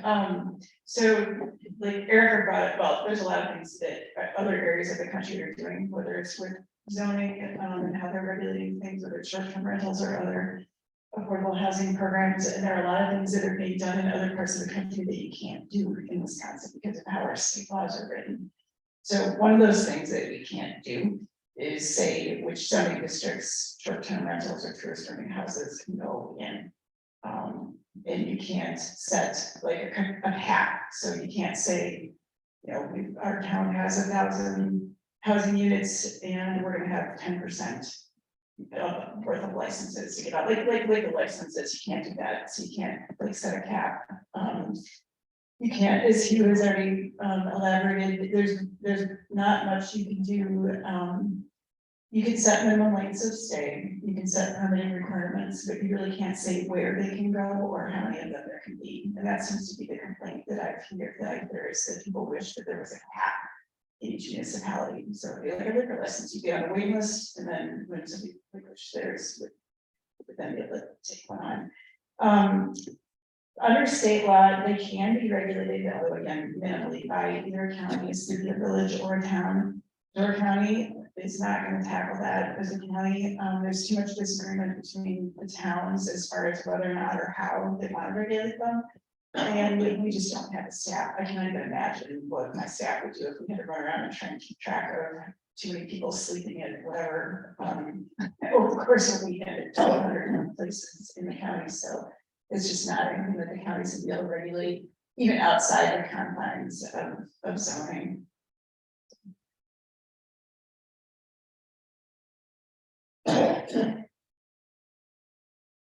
Eric, I love your perspective if you're up for the sign. If there are regulations that you could see that would address some of the concerns that we've talked about while not hurting either your own business or your client's businesses. I thought the minimum length stay was kind of interesting when I heard it was being proposed. Because in my mind, I was thinking, because it's what is it, a 6-day minimum? That's what. One state per week.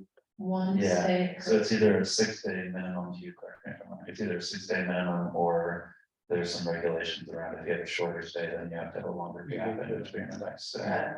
Yeah, and I mean, when I heard these regulations, that's what encouraged me to come out and do things like tonight and speak on my experience, because it is such an important income generating piece. I think, especially in basketball too, I think of, so we have a family cottage on Clark Lake that none of us would be able to afford in the future when my grandparents pass, and we're definitely gonna rely on renting it out, so we can use it and keep it. And if things continue to be regularized like this, it poses the question of if we sell it. And of course, if we sell it, it's probably gonna be to someone not from Wisconsin. And that makes me quite nervous. Just because, yeah, I think actually the CEO of Airbnb was on CBS this morning saying 1 out of 10 Airbnb hosts rely on this income to either pay for their housing costs or keep the home. So, and that's my experience as well. My mom lives in Jacksonport, as I mentioned, she rents out her home as much as she can, and then we all kind of filter into the cottage and live there together. But if she were to have more regulations as well, she wouldn't be able to afford the house she's in, and it's not an affordable, technically an affordable house. It's, you know, somewhere in 500,000-600,000 range, but we keep that house with this income. And without it, she'd be forced to sell too, and that house certainly would go to an out of stater. So I think these regulations can sometimes feel threatening to us being able to continue to stay here, as well as my family and like the cottage that's been in our family for generations. Something we really want to hold on to, but it's a pretty unaffordable place to live, and we're all lucky to be here, and yeah, I hope that we can keep it. Thank you. And my mom also works at a local hotel, I won't name it, but she could be here tonight. But she just kind of sent along the message that was, they've had the best year of their you know, income in this past year, and next year is even better. They are booked out for 2 years out, you can't even book there, and so it is kind of shocking to hear the amount of money that's going to marketing here in the county. It's like, we have so many people wanting to come. Her hotel's booked out for 2 years, you know, they're coming to these Airbnbs in our homes, and I'm like lucky to have them here, and I'm happy for the tourism. So it is a little shocking to hear the amount of money we're putting into marketing versus, you know, some solutions, possible solutions. I'd like to just reiterate that we're gonna kill the golden goose here, because if you have all these hotel rooms being booked up and you make more tourists come and you can't even service adequately the ones you have. You know, I'm not disputing the benefits and wanting tourism. I'm just wanting to reiterate that the short-term gain could bring something that we're all gonna not like anymore if we don't pull back our saying, well, you know, I inherit this, or I want to keep this, and it's all about me. It's like, what about the long-term effects on everyone is where I'm going. And I mean, I understand, I don't like regulation, and I realize we're limited in what we can do regulation, but if market forces or some other means doesn't start taking a hold, I really fear all the things we love about Door County being lost effectively. Yeah, I appreciate that. There's a question in the back. I'm sorry, I forgot to get you earlier. Is there any data or statistics on new build and new construction, whether it be homes, condominiums, affordable housing, anything in that regard, as far as going, how is the county and townships pushing and trying to bring more developers in to build more housing, right? Because I think the overall factor of overall hearing is there's clearly more housing available. And then to feed on to that as well, recent statistics just came out that 45% of home buyers right now are millennials. It's the largest pool in ever. So, is there any data on new construction? All right. Maybe, but I don't have it. So the trick is that there's not one entity in the county that collects that data. So like our department has zoning jurisdiction in 9 of the 14 towns. And then there's the city and 4 villages that all have their own planning and zoning functions. And then there's 2 towns that do their own zoning. And then, so, I mean, the best way that you could get numbers would probably be from the building inspectors, because at this point, there's only 2 building inspectors that cover the 19 municipalities, so you get an idea of housing starts. As far as the values of those housing starts, I don't know.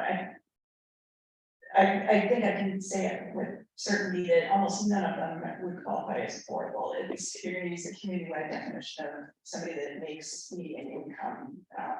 I'm involved in a completely separate nonprofit from my work that's working on affordable homeownership opportunities, and we're having to subsidize those homes to the tune of probably at least $100,000 in order to bring them down to an affordable level. And then the interest rates, I think, is really nervous now because we're having to bump that subsidy up even higher. So, I mean, I know there's been, I think in 2021, there were 300 new addresses assigned, because our department does the address number, either the assignments, or we at the very least map them if it's a municipality that's doing their own assignments.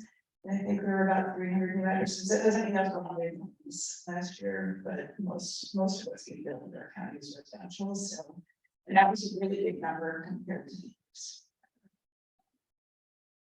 Yeah, there's not a good.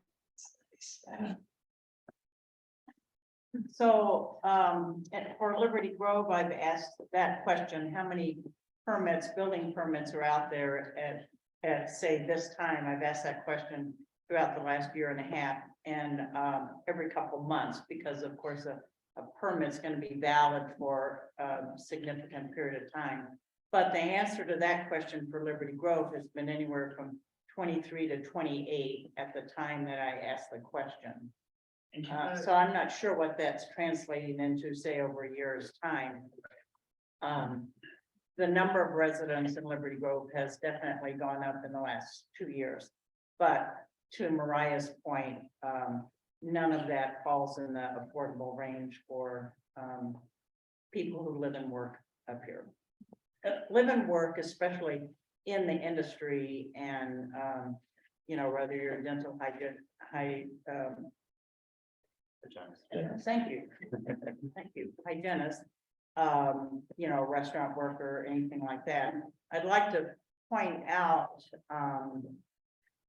one of the wine distributors and I had a conversation in early June.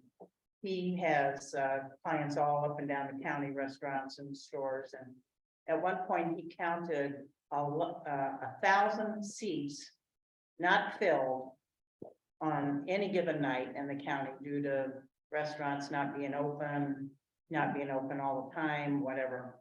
And all this is due to, you know, non-available workforce. So 1,000, that's, you know, sounds like a lot, and it is, but then when you multiply that by how many seatings you might have at a given restaurant, the one that I work at, you should have 4 seatings throughout the evening. Now you're talking 3,000 to 4,000 seats not available simply because of lack of help in those restaurants. So to the point that somebody brought up about being able to service the tourist industry, we're really definitely at a tipping point. The answer to that is not to curtail short-term rentals at all. But I think that everybody needs to be aware that we need to be able to support all the economic demographics of what it takes to keep a community going, keep it sustainable. And that we need to find solutions. Mariah's on an excellent project in terms of trying to come up with affordable housing and housing that we would want our residents, our future families to be able to live in, not necessarily, you know, just apartment living, but, you know, actually have some equity in the county. And some of them, you know, are from families that have been here for generations too. And they frequently are being driven out because they just don't have the opportunity up here. So who's being dispossessed, you know, kind of works on both sides. So we need to really be able to work at solutions to all the problems.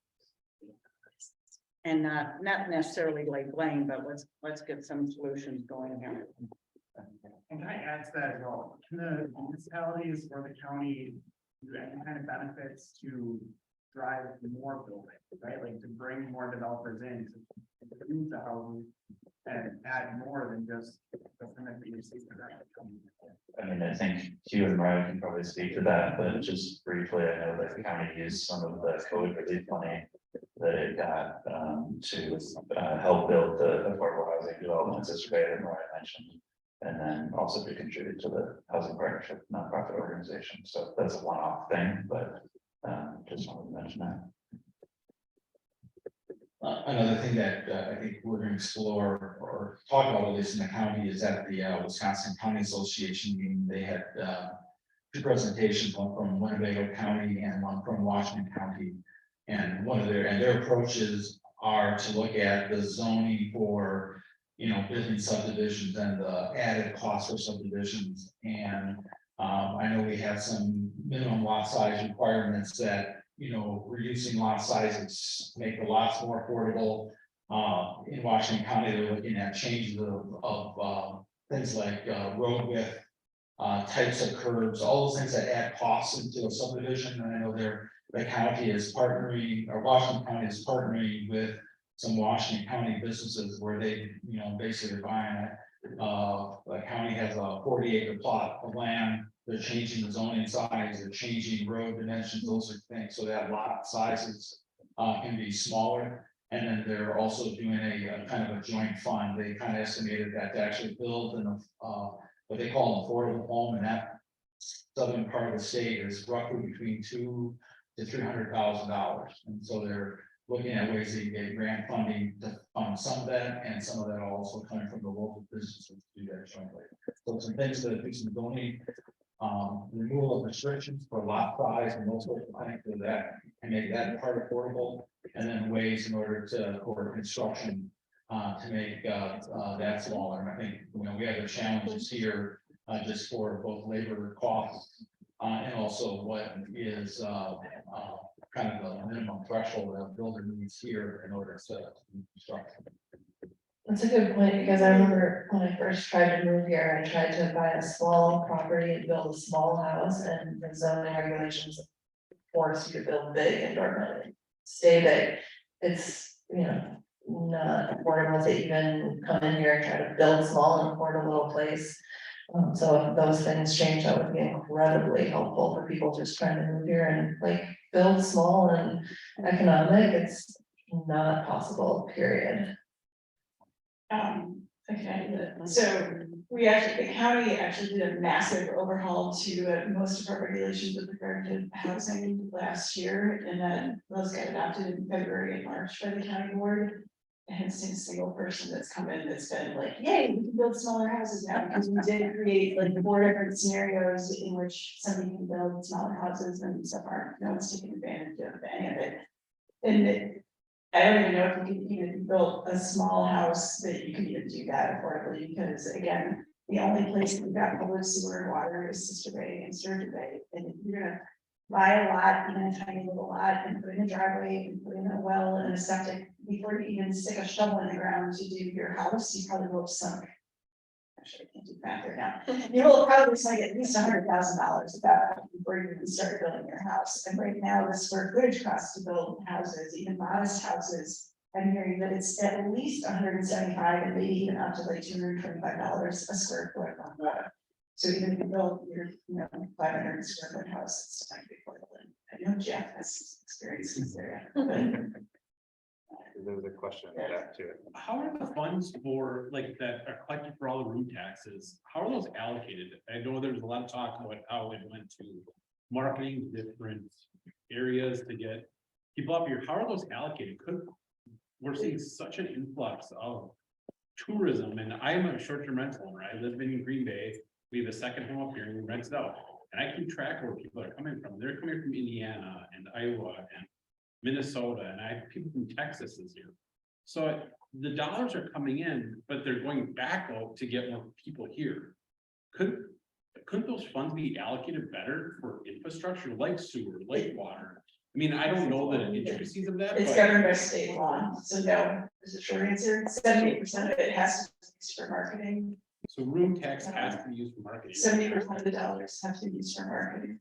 So the other 30% goes back to the municipalities, and it's apportioned out where they were collected from.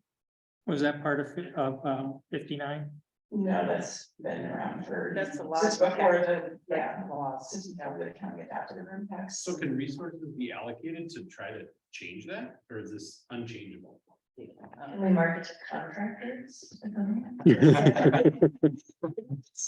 I essentially never put something in the chat earlier, so I know Destination Burger County is trying to look at clever ways that they can use their 70% and at ways that they can not be focused on so-called heads and beds, because we don't need more people. We need people kind of more spread out over the year and spread out over the county.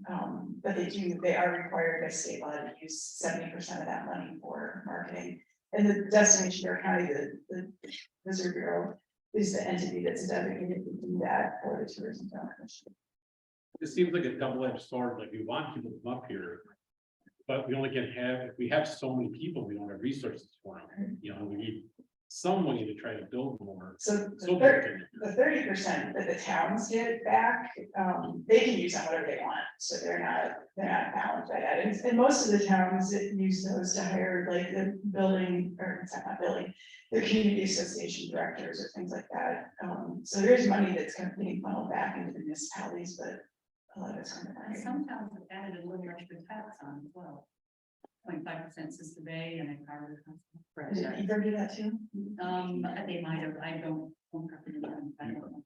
Yeah. But I know that's happened there, so they've added that in order to further some of their infrastructure. Yeah, and I think they had to get the state law change to do that, so they already get the right specifically on their sister rating from whatever the rental rules are for the tax. So that's a really, it's yeah, BT, I can't think what it stands for, it's that tax. Bracket.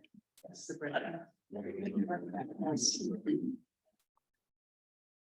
I think Julie's got a comment. I was just gonna mention that, but she knows a lot more about it than I do.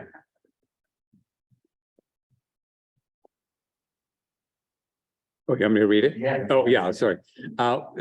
Julie Gilbert from Destination Door County says, we will be announcing a new tourism investment grant fund after the first of the year that will go into infrastructure that does impact both visitors and residents. So that's infrastructure. Well, just wanted to thank you, Julie, for adding that. I heard about that, but don't know much about it, so I'll just learn more. I have a question going back to the zoning. Is there anybody in the world of zoning that's paying attention to urban sprawl and how many places we're building? Because one of the things that makes Door County great is the amount of land and beautiful landscape that we have, and the more buildings we're building, that obviously affects everything, especially if we're blasting for wells and septic tanks and all that. Is there anybody, like, how does that work in zoning in terms of how many houses we can build on property that doesn't belong to like the Door County Land Trust or the state park? Like, does it just come down to whoever owns the property and they get to decide who or what gets built on it? So, like I said earlier, there's county zoning, 9 of the 14 towns are in county zoning, so that's my office, and then there's the city of Sturgeon Bay, and there's 4 villages, and those 5 entities do their own zoning. And then there's a couple towns that do their own, and there's 3 that don't have any zoning.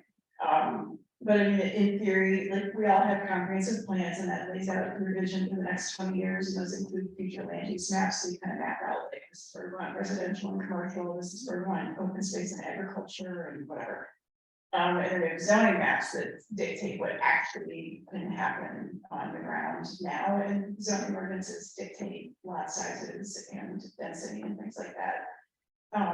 But yeah, I mean, like Erica was saying, we get calls constantly from people that want to buy like or create a tiny little parcel out in rural areas, and for the most part, you can't do that. There's much larger lot sizes once you get out of like downtown Bailey's Harbor, downtown Jacksonport, you know, kind of the fringe of Sister Bay or Ellison Bay, Gills Rock, that kind of thing. Like once you get out into the open space, those lot requirements are large, and so that does make it that much more expensive.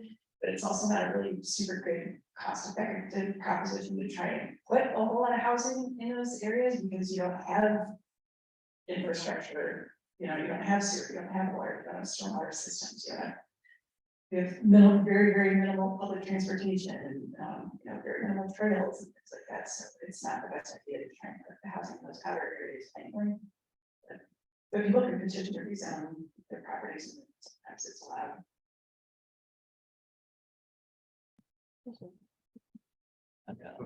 Yeah, when, you know, listening to this whole thing, and you had a good point, you mentioned Montana, I think, and we're not in any different situation than any other tourist area. I mean, basically, real estate is a supply and demand situation, and I don't think any of the realtors in Door County are complaining right now necessarily, that people aren't asking for. The buying side. Well, yeah, they don't have enough housing, right? But the housing they do have is, you know, has gone up exponentially. And if you take, my son is a ski instructor in Aspen, Colorado, and so you take a house there that started at 600 or 700,000, and now it's $1.2 million. Well, where's affordable housing, you know, but yet nonetheless, you have all these people in that valley that need housing. And there's other places like you'd mentioned Montana or other resort areas. So one of the things that might be interesting is to create, you know, a little group of people that actually examines what's happening in these other places and to come and report back at some point, even if it's just a sort of a really loosey-goosey type of thing, but you know, what are other people doing that are facing even worse situations in Door County? I mean, in terms of the housing situation for employees and things like that. They all need people in restaurants and hotels and all the rest of the stuff. The same thing that we need here. And but so far it's not the rental business that's causing the problem for the affordable housing situation or anything like that. And there are things, and to your point earlier, that probably, you know, there's certain things that can be done that are feasible, like a ramp or something like that, or, you know, some little things like that along the line, or not having, if a house has 4 bedrooms, you know, then you can have 4 or 5 people and they're not 15 or 18 or something. Some of those rules and regulations actually make some sense, but going way out above that to say that because you're going to increase all these rules and regulations and all of a sudden you're going to have some kind of a pie in the sky situation for everybody that lives here is probably not going to happen. But the key thing is that like for instance in Aspen, they have built housing. The Aspen has actually built housing, affordable housing, and they do it on a lottery system. So you have to get into a lottery to get into one of those homes, which if you want to call it win the lottery or whatever, then you're allowed to buy that condo or whatever, and they're done in like groups of 8 or 10 or whatever, and at that price, you know, it's a fixed price. When you sell the condo, it can only be sold at a very small margin over what you bought it for, much lower than the common market, you know, that's going on. So that's just one situation that I'm aware of that where people have provided that. And I know a lot of people. I'm happy to, or not happy. I'm happy to be here in Egg Harbor. And on one side, I've got the cemetery. I don't get too many complaints. And on the other side, I've got, you know, a place that was bought for employee housing. It was a little hotel that, you know, great idea, you know, to do that. And I think there's several businesses that have done that, you know, so that they have places for their employees and things like that. And maybe there's other situations like that that can be applied where there's, you know, little places, little hotels or little resorts that aren't being utilized as much as they were, that could be, you know, purchased at a price or rented, you know, with county funds or help with other, you know, help with county funds or something like that could increase the employee housing. But I don't think that some of these problems are inherent in the fact that we have rental properties. I think that rental properties wouldn't exist if people didn't want to be in them. Hotels wouldn't exist if people didn't want to be in them. And so consequently, that's the thing we have to look at. Some of the over building and stuff like that probably is a factor that makes a lot of sense, you know, or the smaller lots to be able to do something for people who can then put something that's affordable on them. But anyway, that's my takeaway. I think and I've really appreciated all the comments and everything. Thank you so much. I appreciate that. I think the model that you mentioned about, excuse me, communities or in this case, nonprofit organizations building housing and somehow, you know, ensuring that it goes to working families or people who are working and living in the community, and then also ensuring that when it's sold, it stays in the hands of local working people. That's similar to what I know the housing partnership is working on and where as a part of. Just wanted to mention too, in terms of looking at other areas around the country, that's something that we'd be interested in doing as a news organization. We're part of an association called the Institute for Nonprofit News that's nationwide and does a lot of collaborative reporting among different news organizations. So you've given me an idea for that piece of one. We made a question. Just a comment here saying several of those hotel to workforce housing projects have been proposed but did not move past the municipal level.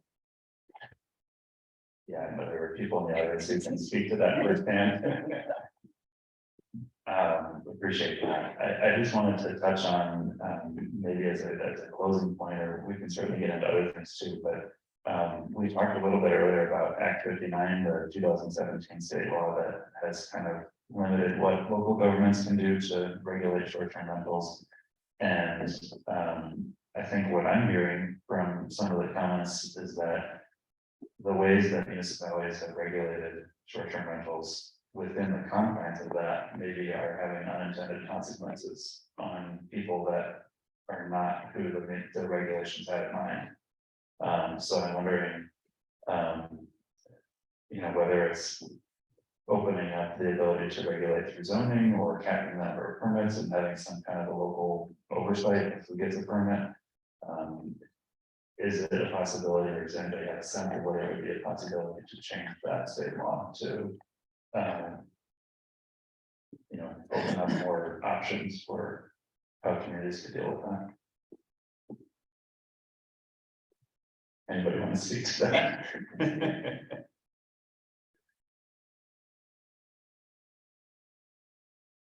I haven't tried talking to anybody at the state level. It does seem to me that everybody, well, not everybody, it seems like a good compromise if we could figure out how to have a cap that's somehow a percentage of your housing units. And I haven't thought about it enough to know whether you take the percentage of the seasonal units, or you just say all the housing units in the town, and then you have this percentage that are allowed to be short-term rentals. But I don't know whether that would get support at the state legislative level or not. I'm guessing not.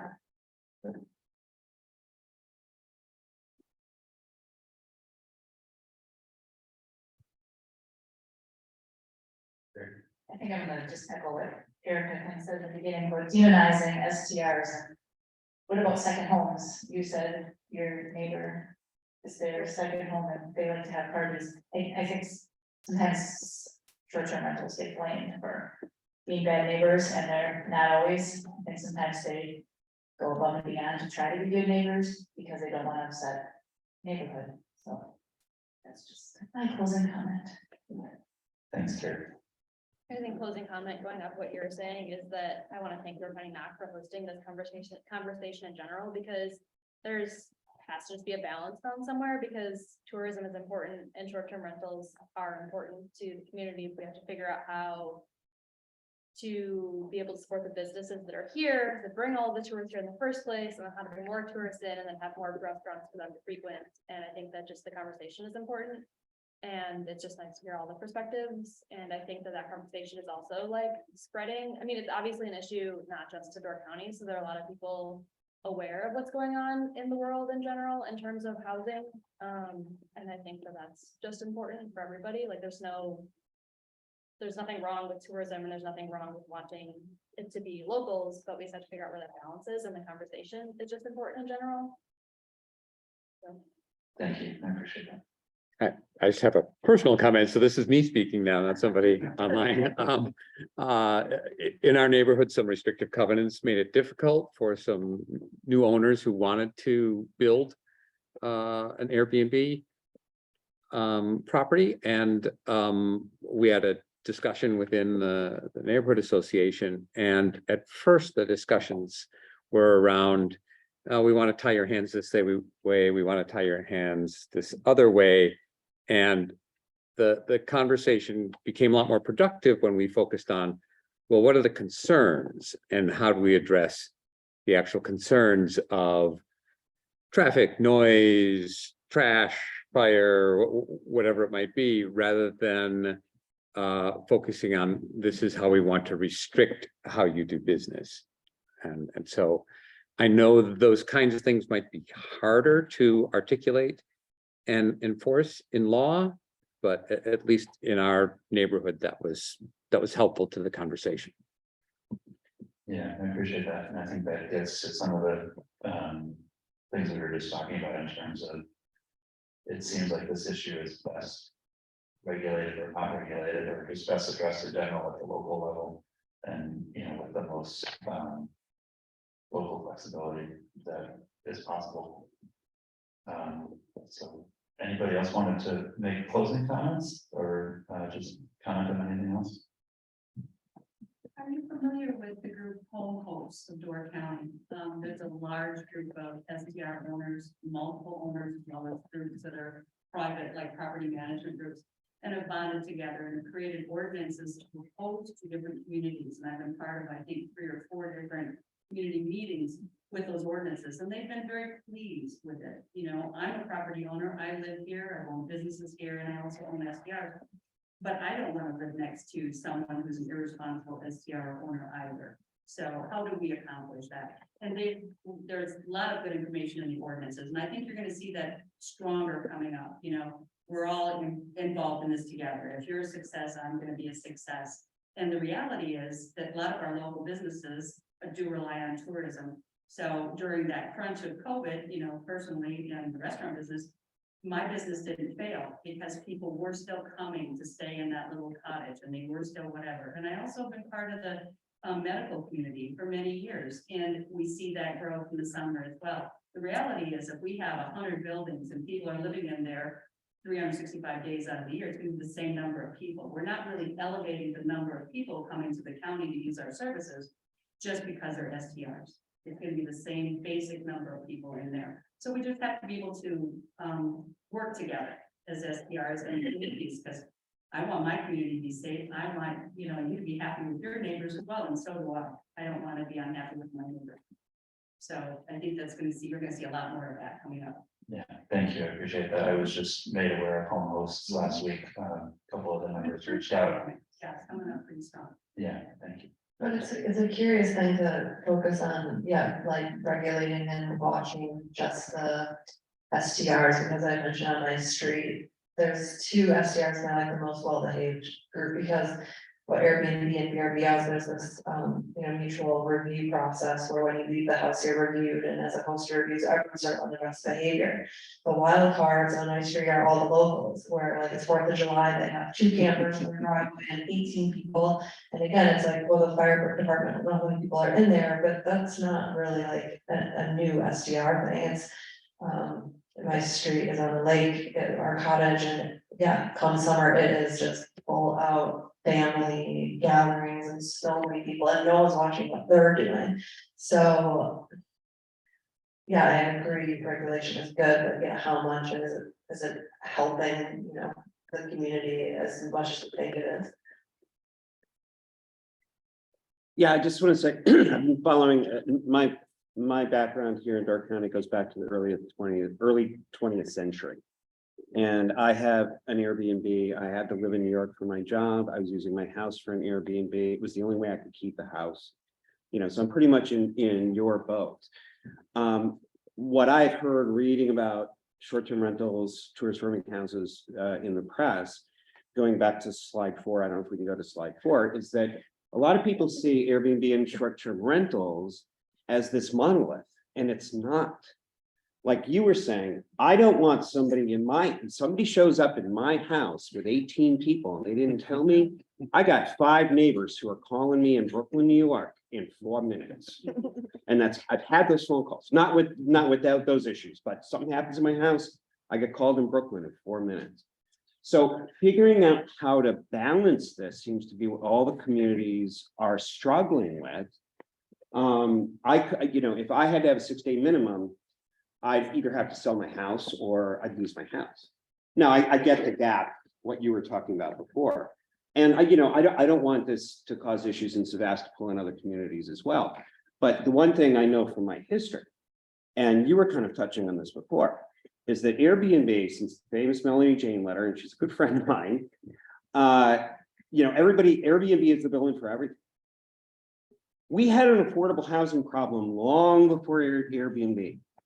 And those problems are still there. You get rid of Airbnb today, you are not going to instantly cure an affordable housing problem. And that is different. And I want to make this distinction because I worked up here as a kid when I went to Gibraltar.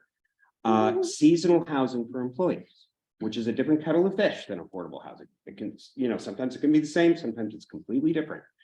All these communities, since I was a kid here, have put barriers and barriers and barriers in front of short-term, seasonal housing and affordable housing. And just because Airbnb exists, you snap your fingers and get rid of it, and you're not dealing with the underlying problems. Those things are not going to get solved magically. It's just a fact, a historical fact. So I just want to point out that all of these three columns are all different interrelated shades of gray. They're not all anchored in Airbnb and short-term rentals. Yeah, I appreciate that. The 6 night minimum is funny to me too, because if they are unruly guests, which I think are. Right, but like, stay for 6 nights. Yeah, a couple of comments and maybe a suggestion. Comment, I'm just glad we're having this conversation. I know this is hard, at the intersection of all of our lives and have renters and I don't know, to have all these different sides of the argument here is great. Second comment, on the that it certainly is the case that some of these short-term rentals are displacing workforce housing. And you know, I can cite one house in Ephraim that literally went in a row of 8 people that now are managers and owners of restaurants over a 12-year period, and now it is a long-term rental. Like that is one displacement that was an incubator for people, and that's just because it did have an owner that was supporting the long-term vision and then chose not to. But all that being the case, like I love Erica's point and your point, it's like, what can we do about that? That is macroeconomic forces. $150,000 houses are now 300, and that literally changes. And people can't help it but sell their house for the 300,000 or whatever their circumstances. Right. So my suggestion to us and all of us is like, what can we do with our little fiefdom? Do the best we can. But the biggest thing is, where does all that money go? The 70% goes to Destination Door County, and 30% goes to the towns. And Julie at Destination Door County said they have some mechanisms at Destination Door County. Those meetings are open. You can contribute your voice to Destination Door County on whether or not they're doing all that you think they should be able to do. So I recommend advocate to your one visitor bureau group that you have. But the other one is, and that money is restricted to tourist infrastructure. So that one is not so free to do whatever you want with, but you can be a secondary helper to certain aspects that are for the betterment of the community. But the second suggestion is go to your town and your municipality meeting. So 30% of the room tax money, and now it's a lot more money because it's 8% room tax rather than 5.5. 30% goes to the town, and the town has a lot more freedom to do whatever they want.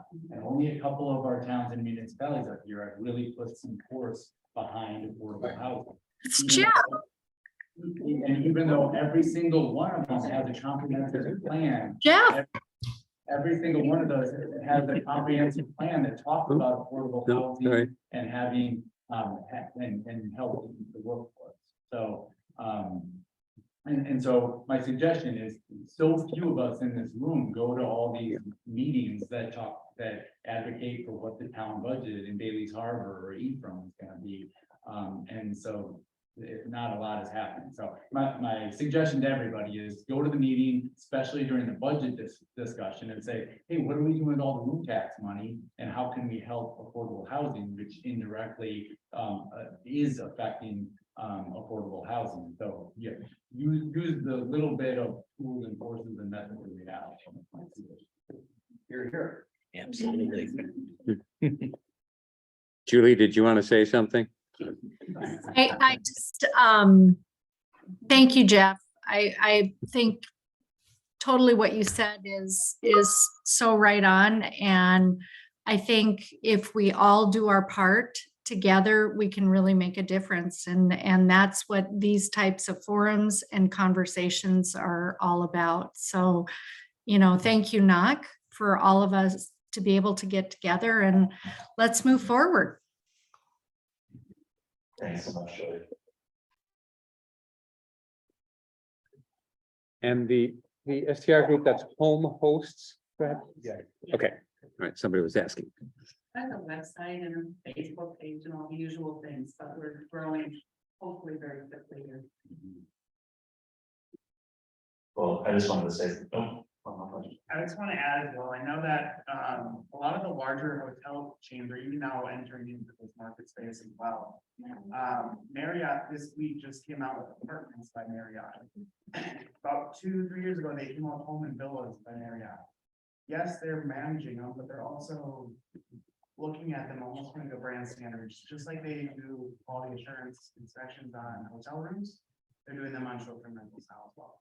So there is regulations to get your property listed within that platform.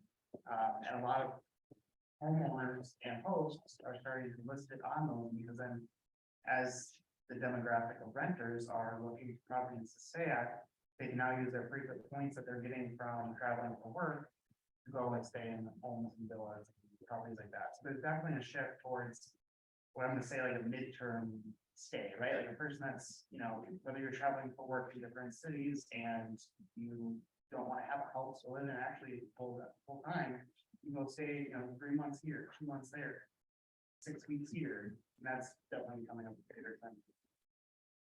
Thank you. I have one last. I agree that if we got rid of all STRs tomorrow, it will not solve all of our problems. And that many STRs are never going to be affordable because they are lakefront and so forth. But I think it's disingenuous for some people to say that it hasn't had an effect on affordable housing. This young lady was saying, you know, about her experience. And I've talked to at least 3 young people who have moved 2 or 3 times as they had a place for rent and it got sold, and another place for rent. And the reason it got sold is because they could charge, so they could get the price bid up because they saw they could make money. The only way it was going to make money was by renting. Otherwise, the price couldn't have gone up. So just want to be clear that that has been happening, but getting rid of all STRs is not the solution either, but it has had an effect. Yeah, no, definitely. Yeah, I'm not denying that. I think that's absolutely possible, but the barriers to building and creating affordable housing in Door County is another part of that pie is my point. On all these questions, there's not black and white answers, and I think we all agree with that. It's true, it's not black and white, but the Roaring Fork Valley, Aspen, Glenwood, and West, people drive 66 miles to work. A lot, you know, through mountains, because there's no housing. And what they did in the little bedroom communities is they limited VRBOs to like 1,100. They lost like 1,000 rentals or something. So it's like, okay, you guys can have like this number, a percentage of the available buildings to rent. You can have this percent and no more. It's like the liquor store. You know, we can have this many per capita or else our town won't function. You know, plus you need, you know, municipal water system and all that. So I don't know. I think you should give incentives to engineers who want to move here and, you know, like waive the tap fee or whatever you can do, you know. I mean, not the county, but still. There's things you can do to attract the people you need to build and maintain your town, which is the police and medical. You know, you need affordable housing. Well, what they did there is, if you're gonna build a little building, a percentage has to be affordable. And you have to maintain that. The sad part is that person is not privy to the market percentage going up, whatever, 25% a year, some years.